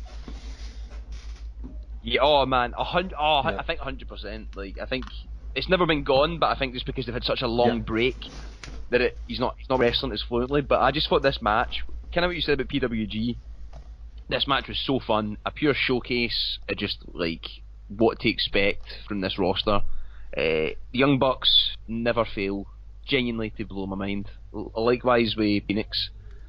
Really fun. I did like the gaming cosplays, and I really enjoyed when Hadouken. Yeah, Triple Hadouken was great. That was an awesome spot, which arguably as well got one of the biggest pops of the night. I just thought it was a really fun fucking match. Cool to see somebody like Laredo, because I'd never seen him apart from the packages they put in the kind of road to Fyter Fest. But a shame that obviously he kind of, I don't want to say get buried, but I mean, he took a V-trigger straight into that One Winged Angel. But yeah, match. I'm just I don't know what they're going to do next with the Lucha Bros and stuff like that. So it's going to be, and they didn't come out with the AAA titles, which I thought was kind of weird, because they chill with that last time. And they've still not signed, so it's the question of, are they going to sign them? Can they get signed? Are they a mainstay? Because, like you say, I mean, I would be buzzing if Ray Phoenix got a singles push. Like 100%. Fucking Ray Phoenix v Omega in that NEW company was already shit hot. So that on a big stage would be really cool. If just a wee shovel, if you ever want some Laredo Kid, he's on PWG and he's faced your boy Puma King. If you ever want to watch that, it's a fun wee match. Why has he not been signed? AEW signed Puma King, all the way. Fuck's sake. I think I enjoyed this match a lot, but I just don't want them to go to the well too much with these 6-man elite style matches, and it's good to see, and it's fun to see. But my one of the biggest exciting things I was about AEW was seeing the Young Bucks do something different, and so far they're presenting what they've come to the dance with, which is fine, because you need to get your fans and new fans in before you start changing things. But it's to the point where I'm like, right, what else can you do? What can you bring elsewise? Because like one of my favourite Young Buck matches is the Young Bucks v Kenny and Ibushi, where it's a story match. That's like a full selling story match, and I would love to see the Young Bucks do that kind of match again, because they're really good at that. That whole year where Matt Jackson sold these back was fucking amazing, man. Yeah. So then, I want to hear your thoughts on this. So then they said, all the actual event is over. Fyter Fest is now over.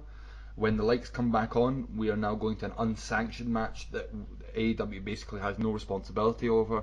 The only thing the ref does is count the pin. What did you think of that presentation for that? I thought it was kind of dumb. I liked what they were trying to do. They were trying to take ourselves away from this. At the same point, if that was the case, they shouldn't have had entrances. That's my kind of. I'm thinking too technical to be like, well, if it's done, why are you doing lighting? Why are you doing music? That's the issue. Some shit like that, or like that's the issue. When you try to be clever, then people will point out the holes, and they tried to present it as very sport-esque. We have no responsibility for this, but you're like, but Jim Ross is still commentating on it, so.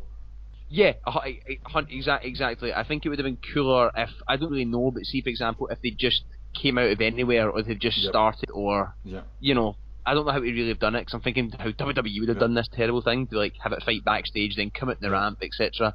But yeah, it was, it'd have been cool. But that being said though, I absolutely adored Moxley's entrance. Moxley. Thought it So was great. Janela comes out.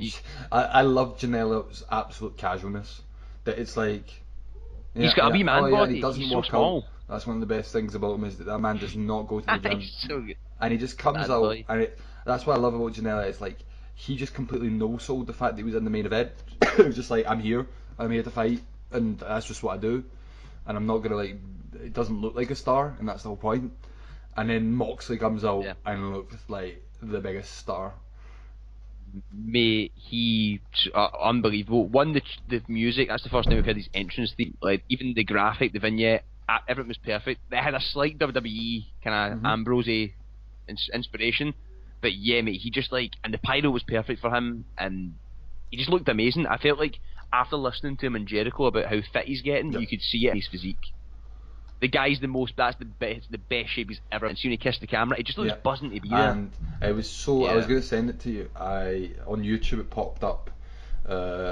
John Moxley back in 2007 or 8 in Tournament of Death in CZW, doing full death match stuff. And I was like, so obviously at this match, the expectations were high in that point of Moxley returning to deathmatch Moxley. And obviously, because this is a big company, they're not going to go to the fucking Tournament of Death style, drowning in blood. But I think they handled really well the expectations with what they could do. And Moxley, from the get-go, you could tell, was absolutely up for having some pain. And that's all I wanted to see. I was like, I really wanted to see the guy who'd been stuck in WWE for ages, taking some fucking sore bumps. And started with a barbed wire chair, which I was like, fair dues, that's a good way to start it. I think my one issue with Moxley was that he did too much of the cartoon selling for a death match or for an unsanctioned match, and because they were doing the zooming in on his faces and stuff like that, you got too much of that cartoon but the story. Yeah, whereas Janela was properly screaming and for the his whole life. story of the match was basically Moxley was destroying Janela, but Janela wouldn't stop, and it was all a joke to Janela, because every time he got put through something or he got hit with something, he would then fly up the fingers to Moxley. Yeah, which was amazing, man. I thought it was good because obviously Janela didn't really get a match pop until throughout the match, when he did that crazy fucking ladder spot, man, which just reminded me when we watched that documentary about him and how he was out injured because his arm basically nearly came off. The guy's a fucking nutter, but absolutely amazing, man. And then when thumbtacks get taken out, that's when shit get real. And in so this match. the thumbtacks came out, and I was like, right, how are they going to do it?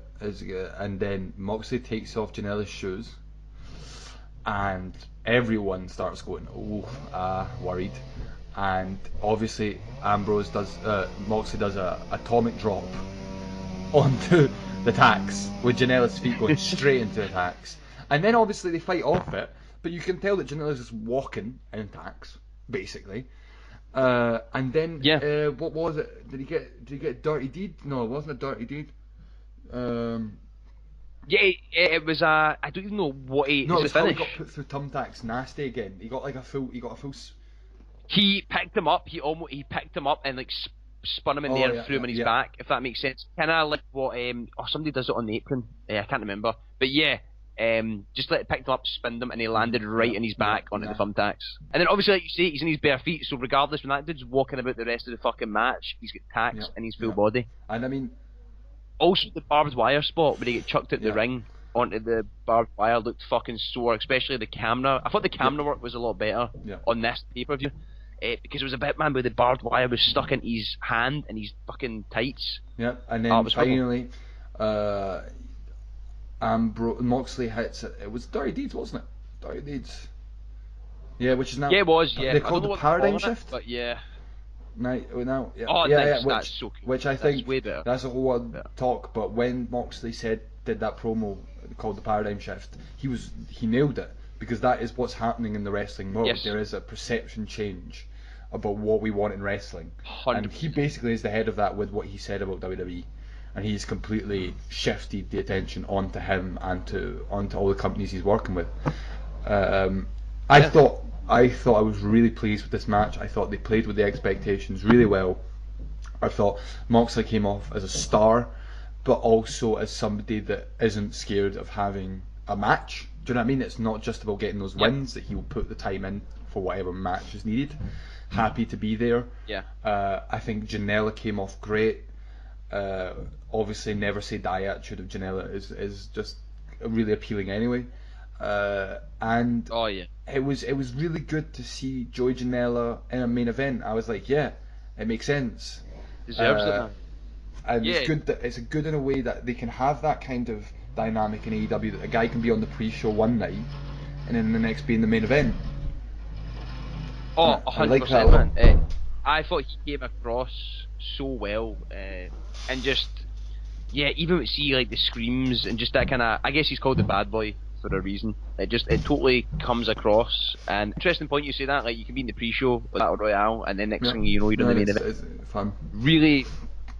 Yeah, and I don't know about you, but I always feel with these kind of matches, they tend to like get drawn out, or they feel too long, or they're so fucking slow. Whereas this one, I didn't feel like it dragged on. I didn't feel there was any moment where I was like, oh, for fuck's and I sake, think man, that's a big that's a big part of their characters, because they're both two big characters and they're selling the characters the whole time. That usually in these like plunder matches, you've got the time with the setting up, but if you've got a character setting it up, you never feel that you're dropping. And I think that was really well done. And so then after the match, because a lot of people were debating why this was in the main event and all that stuff before it happened, and after the match, Moxley survived, is quite happy with himself walking off, and Kenny Omega just runs down the ramp. And obviously there was this half table that's half broken, and obviously Omega doesn't hesitate 2 seconds and pile drivers Moxley through this half broken table. They go around brawling. Moxley's not fighting back at all, he's just getting destroyed. They go to the musical set, and Omega hits him with a guitar, and the drums. Loved it. I thought the drumsticks was a bit like, come on man, either do it seriously or don't.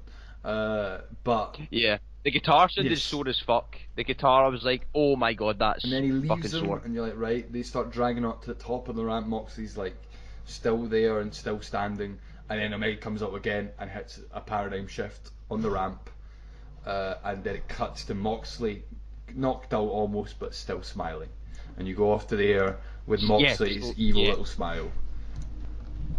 Amazing. Really good way to end, with that build obviously being on Moxley Omega, which is building more and more. Fantastic.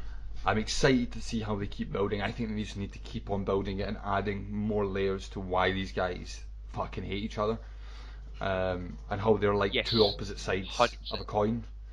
And I think if they keep building it because they've got real good promotional work in the road to stuffs and then the being the elites. I think if they push it real hard, this could be a real fucking boiling point when the match happens. Yeah, because arguably, you know, the Moxley, I really loved how he was laughing. Also, the cameraman tripped fell up in the pool and Moxley laughed right at him, which was hilarious.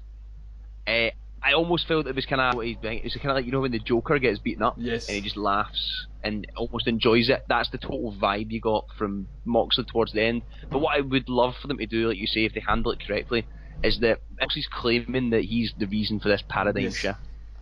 But in reality, it was Omega who kind of is one of the kickstarters of All Elite Wrestling. So technically, he's kind of more of a paradigm shift. It'd be cool to be like, you think you can just stroll in here and claim that you've made this what it is. Almost like a Jericho thing, I guess, but it's going to be interesting to see why they're doing this to each other.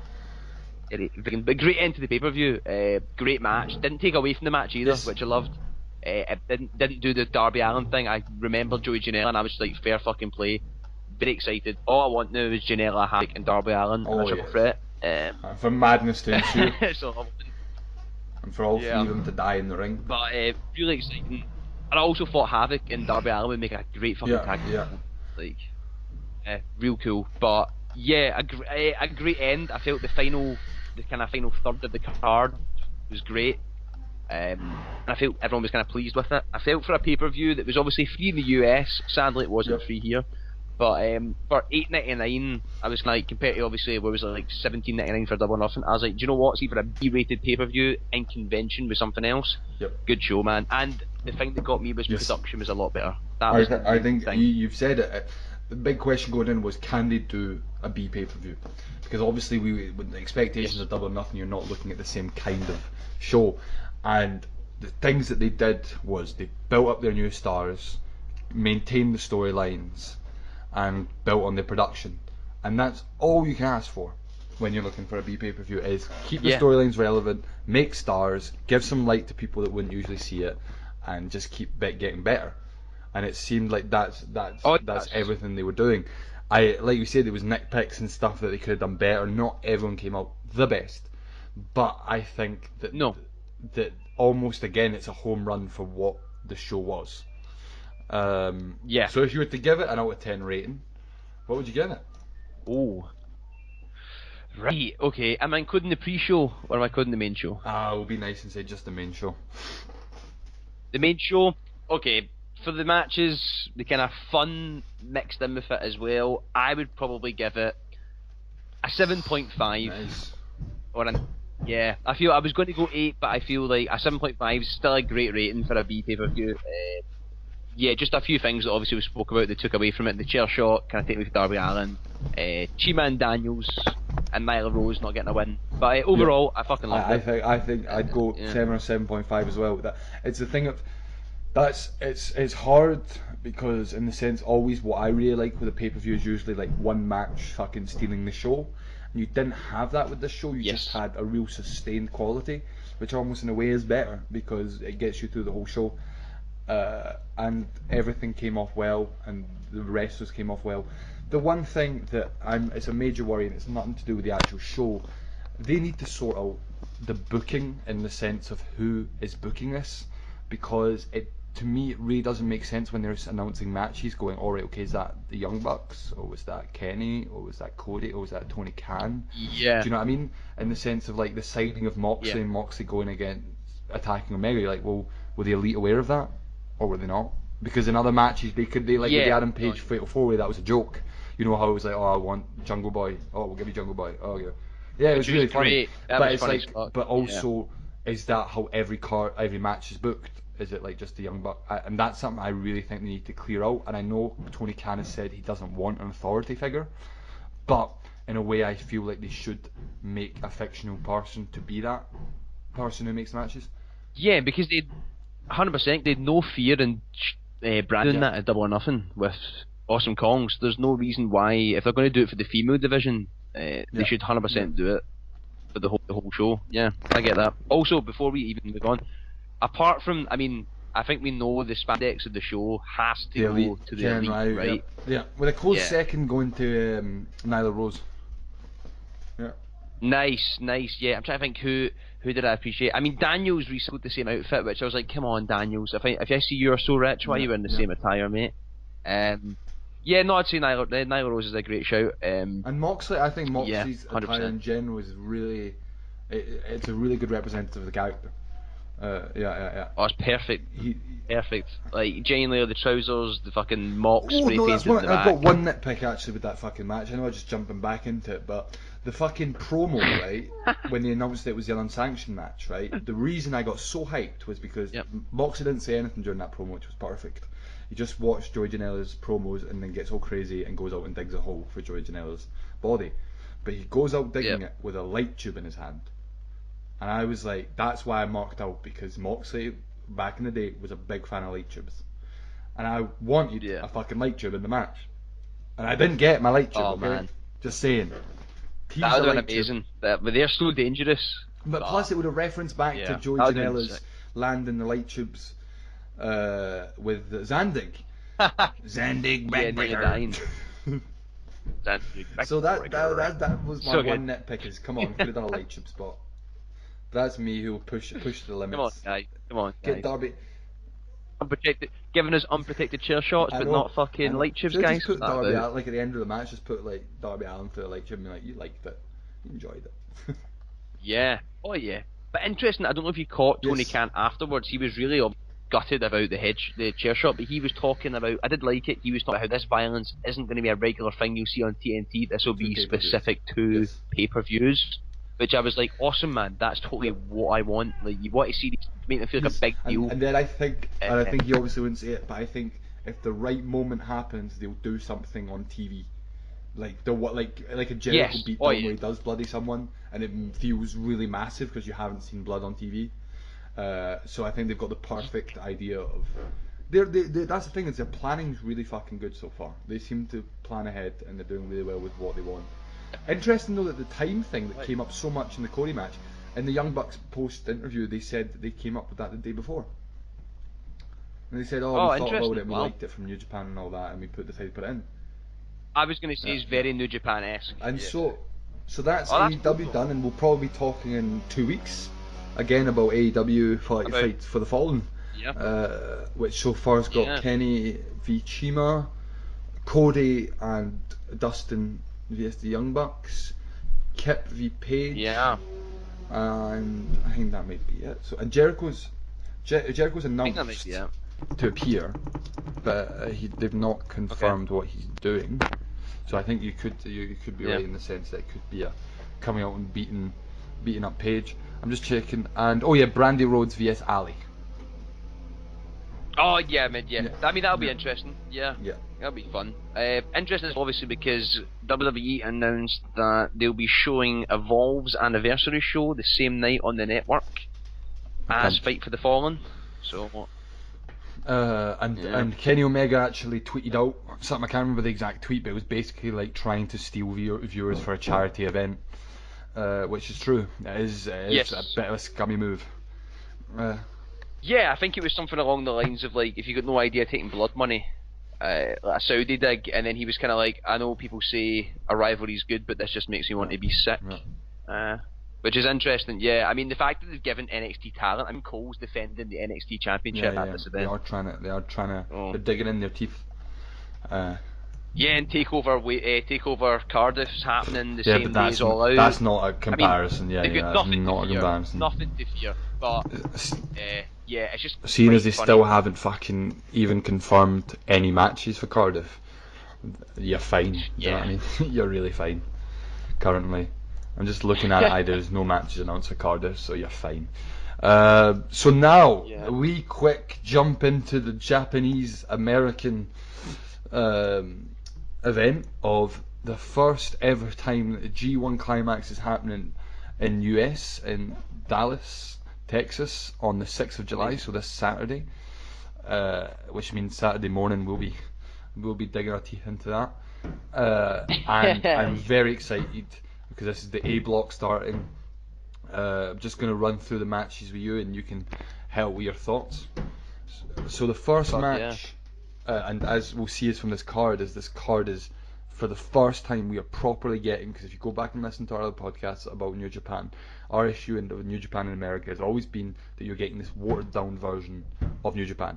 And if you look at this card, this is the first time we're getting a proper full New Japan card in America. Yeah. So I'm so excited, and kicking us off, so buzzing. The team of Roppongi 3K, Shonyo vs the tag team, the IWGP Heavyweight Tag Team Champions, the Gorillas of Destiny, Tangaloa and Tamatonga. Fuck yeah. Fuck yes, man. If there's somebody that suddenly, within the last year that I've fallen in love with, for some weird reason, it's Tamatonga. Man, so good on Twitter, just so good, and they've got the best entrance theme, I think, in New Japan. Fucking yeah, man. I think I would see Gorillas of Destiny. So it's not a title defense, because obviously these guys are juniors. So it's interesting that they've put them the junior tag team vs the heavyweight champions. So I don't know if that's teasing that Roppongi 3K might be able to go for the heavyweight belts. That's why I can see you saying the Tongans retaining. Yeah. I'm going to go out on a limb, since it's not a title match, and say Show and you'll pick up the win. Yeah, it would make sense now that I know it's not a title match, because then obviously it would give them that chance to maybe challenge. I suppose Young Bucks went for heavyweights, I suppose. So Yeah, I mean that would be cool. It's It'll gonna be be a fun fucking match because Fungi Freak here. Yeah, and amazing. Show is just getting better and better. And Show's a star in the making, as we've said for a long time. So then the second match, this is what I love. It's a proper New Japan undercard. Shota Umino, who is John Moxley's now adopted buddy, and Tomohiro Ishii vs Ren Narita, another young boy, and Jeff Cobb in a tag match. So that's teasing Ishii and Cobb, which will be on the first night of the B block. Yeah, that's the exciting thing about these cards, is if you're not wrestling that night, or in the actual tournament, you're wrestling in tag matches. Crazy. Fuck. For that one, who have you got? I'm unsure. So, I see Cobb winning against Ishii in the first match in the B block. So I think Ishii and Umino are going to win the tag match. Okay. So I'm not too familiar with Umino or Ren Narita. That's why I'm kind of interested. I don't think I've actually ever seen them wrestle. Did you see Moxley's match on Dominion? That was Umino. When he, And so right, okay. after the match, he dragged Umino backstage and was like, I like this boy. You're going to show me Japan and all that. So hopefully, the idea is that Umino's going to start tagging with Moxley on the undercard when Moxley obviously is in Japan. Nice, man. Yeah, I'd love That'd that. be fun. I'm really excited to see them tag together. Yeah. If that's going to be the case. So maybe, I'm going to go with. I think Umino's going to pick up the win on this. Yeah, I would say so. Yeah, I'll agree. I mean, I'm going against one of my boys, Jeff Cobb, who just is fucking great. Why is no one signed him? Why is? Anyway. Yeah, no, I think so. Yeah, go with Ishii as well. And then, teasing. So this feud obviously is going to be in the B block again, and it's been building for a while. The Goto Jay White match that will happen on the B block night. So it's Yoshihashi and Hiroko Goto vs Chase Owens and Jay White of the Bullet Club. Buzzing. Great match, man. Yeah, I'm so buzzing for Goto and White, man. I fucking love Goto. Last year in the G1, Goto had my favourite matches with Omega. Yeah, man, I'm just fucking excited this. I have no idea who's going to win between, especially in the tag match. But, oh man, it's going to be fun. Jay White's been a lot of fun since he's became the leader of the Bullet Club. Yeah, really. His new look, I love his facial hair. The way strong asshole facial hair. Very strong asshole facial hair. Yeah, no, healing it up fully, man, with that stubble. It's hard. I couldn't tell you who I think is going to win. I see a heel tag win because it's Bullet Club together in this match anyway. Yeah. I see Jay White being a cunt in this match, and then hopefully in the G1 he's going to play a bit more wrestling instead of cheating every time. Yeah. He's a dark horse in this tournament because he did really well in the G1. Got a lot of big wins last year, remember? Oh, so then, fuck it, let's just jump to the fucking block matches. There's another 6-man tag, but that can be teased. Which lost like the Ravlers will win. They're all together on that one. So then we go into the fucking G1, starting us off with one of the best matches from last year's G1. Will Ospreay vs Lance Archer. Oh man. I mean, if it's my pick, I mean, Ospreay is literally, we've said this a lot, but he's got a rocket strapped to his back, so I see Ospreay going very far, at least to the semi-finals in this. So I'd say Ospreay, but I'm fucking excited. I mean, it'd be cool for Archer to pick up. I'm going to go against your opinion and say that because Archer, I don't think he's going to pick up many wins at all. He's going to be a fall guy most of the night, most of the event. I think on this card, because he's helped with the promotion of the USA shows, and because Ospreay won last time against Archer, I see Archer picking up the surprise win. And starting off Ospreay on a bad start, but I agree with you that I actually think Ospreay's, in my picks, I think Ospreay will be in the final of the G1. I think he's going to be the guy who wins the A block. Anyway. Yep. Oh, that's so intriguing. I'll tell you who I think is going to win the G1 though. I'll tell you next, the King of Darkness, Evil vs Bad Luck Fale. 10 minutes. Evil. It's got to be Evil, I think. I just think because one Bad Luck Fale, and there's too much Bullet Club on the card that they just don't win. It's just fucking. just looks weird. But yeah, Evil, 100%, man. He's one of my boys, man. That stable's just fucking amazing. And then so. the matches just keep on getting better. Sonata, vs Zack Sabre Jr. That's one of the matches that could Yeah. steal the whole night. Yeah, no fucking clue. I absolutely adore Sonata, and Zack Sabre Jr. is just unbelievable. It's a hard one because they're both so interesting. quite high up in the card, and they're both big stars in the making. If Evo's gonna win, this is just random guessing. I'm going with Zack Sabre. Yeah, they can't have Sonata win. Yeah, that would make complete sense. Sabre Jr. Yeah. Then I think the match that everyone man. is gonna watch with like eyes on Kenta the whole time. Kota Ibushi. Yeah. Yes, the debuting Kenta.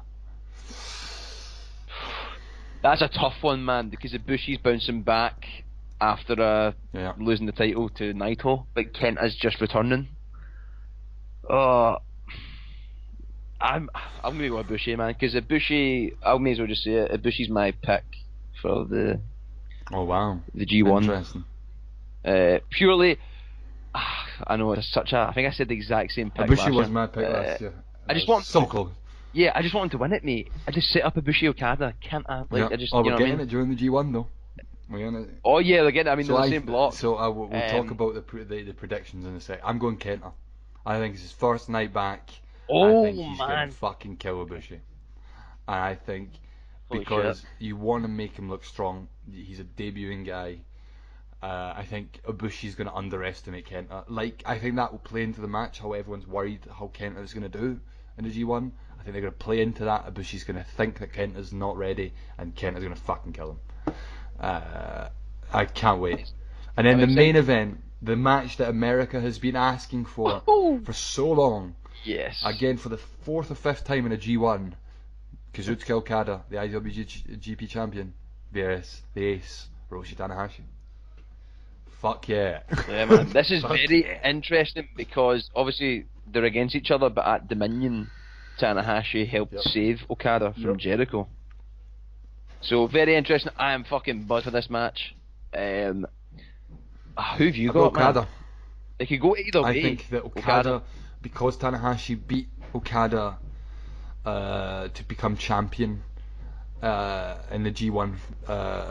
Was it in the G1? Yeah, they faced each other in G1, and then they faced each other again. They went to a draw. But Tanahashi both times recently has looked better than Okada, and I think they're going to sell the story of Tana really finding it hard to survive the G1 this year. So I think that starts off with Okada. Yeah, and he can take the losses as well. Yeah, so it's fan favourite. Well, it's a fucking great, absolutely phenomenal, like. Yes, it's gonna be explosive in America, and hopefully the crowd is just as ready as everyone on the internet is. I hope so, man. And just so I make a quick rundown, if you're not familiar with the G1, it's 2 points when you win a match, and it is 1 point when it's a 30-minute time limit draw, and then it's 0 points for any loss or DQ. And so, if you want to hear my prediction with the G1, who have you got? I think the final of the G1. Oh, in fact, can we make it interesting? Why don't we call your final four? Call your semi-finalists and then your final. My semi-finalists are definitely Ospreay in A, Kenta in A, semi-finalist Ibushi and Okada. That's my four semi-finalists for A.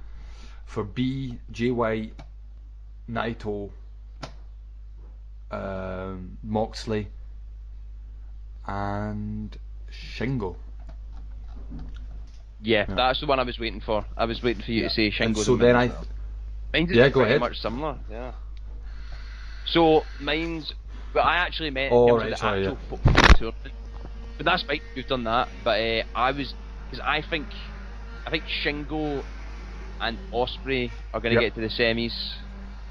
I think Ibushi and Okada are also going to get to the semis. I don't know who's going to face who, but Moxley's an interesting shout actually. But obviously, I think they'll keep him in the running for a while. while. Until it gets almost impossible for them not to, kind of. So the final G1 matches, because obviously they're giving you the matches for the finals. In the B block, it's just Moxley, Goto to Shingo, Naito, Jay White is the final B block match. And the A block is 2 secs. Evil, Lance Archer, Kenta, Zack Sabre, and Ospreay, Tanahashi, and Okada, Ibushi. Yeah. Oh man. So my final is Ospreay, Naito, and I think Naito is going to win the G1. Holy shit, you think he's going to do the thing that Yes. he wants to hold Yes. both belts this I year, think right? that's the story of the year. Oh man. I'd mark out like fuck. That'd be insane. Yeah. And I mean, Ospreay, Naito, man. I think would be an insane match. Yeah, that would be. Fuck, that's crazy. Who do I have, man? I'd like to see Ospreay, Okada, but they're in the same block, so that's not going to work. If you've got Ibushi for A, Yeah, it has to Ibushi, be. Naito again. One more time. One more time, Death to next. Fuck it, I've kind of fucked myself with all the blocking, the A's and stuff. I'm going to go ahead and say Ibushi, Shingo. That would be a great final. I'm so excited for Shingo Naito. That's going to be amazing. Oh mate, it's going to be so good, man. Yeah. You never know, it could be Ibushi Moxley in the final. You never know. Yeah, man, what a time I to be know, a man, wrestling fan. exactly. Genuinely, like, how much we get to talk about I know, is and fucking in a mental. week's time, in a week's time we'll have started the G1, AEW's a week away, and then that weird pay-per-view when the mixed tag match main event. We've got so much to look forward to. Oh god, and The Undertaker's God. returning. Oh man, Again. I'm telling WWE, they should have put Miz in that spot, giving him a rub man. Fuck the Undertaker. Shout. Absolutely shout. Way more makes sense. way more sense. Put fucking Miz with Roman Reigns, No make him way. look good. But nah, bring back the Fuck it. 60-year-old. Oh Jesus. Fuck that. Oh, Right, WWE's so dumb as shit. we'll hopefully see you on the socials, because fucking let us know, because hopefully again we're gonna open We're up alive. some questions or some segments to do with the fans if we get some. So make some noise in the fan section. Woo, woo. We'll actually be like the what was it, the WWE Stomping Grounds, where there's only like half the fans. Oh there. yeah. That's our fans. Is the back seating of Stomping Grounds. Yeah. And WWE also sent out a survey to everyone who bought a ticket to be like, what match don't you like? What match do you like? And you're What like, do you now oh, want to Jesus see again? Christ. Vince McMahon. So fucking Yeah, pleasure. man. Still no sign of No, mate, still no he's sign not of Bray here. Wyatt. I think he's gonna appear as Eric Bischoff's secretary. That's just. I bet you'll be some bullshit. So fucking enjoy the wrestling. Keep watching the wrestling. Keep up the discussion. Keep enjoying that mad world of wrestling. Hells And yeah. keep shitting on WWE. It's all part of the game. Yeah, man. Best part about being a wrestling fan, I'm loving it as you get a hate Loving on and it. hate That's is the on the best. same line. Fucking well, see you all next week then, and hope you enjoyed the show. And that's us back. Boom, boom, boom. 100%. I'm We're back!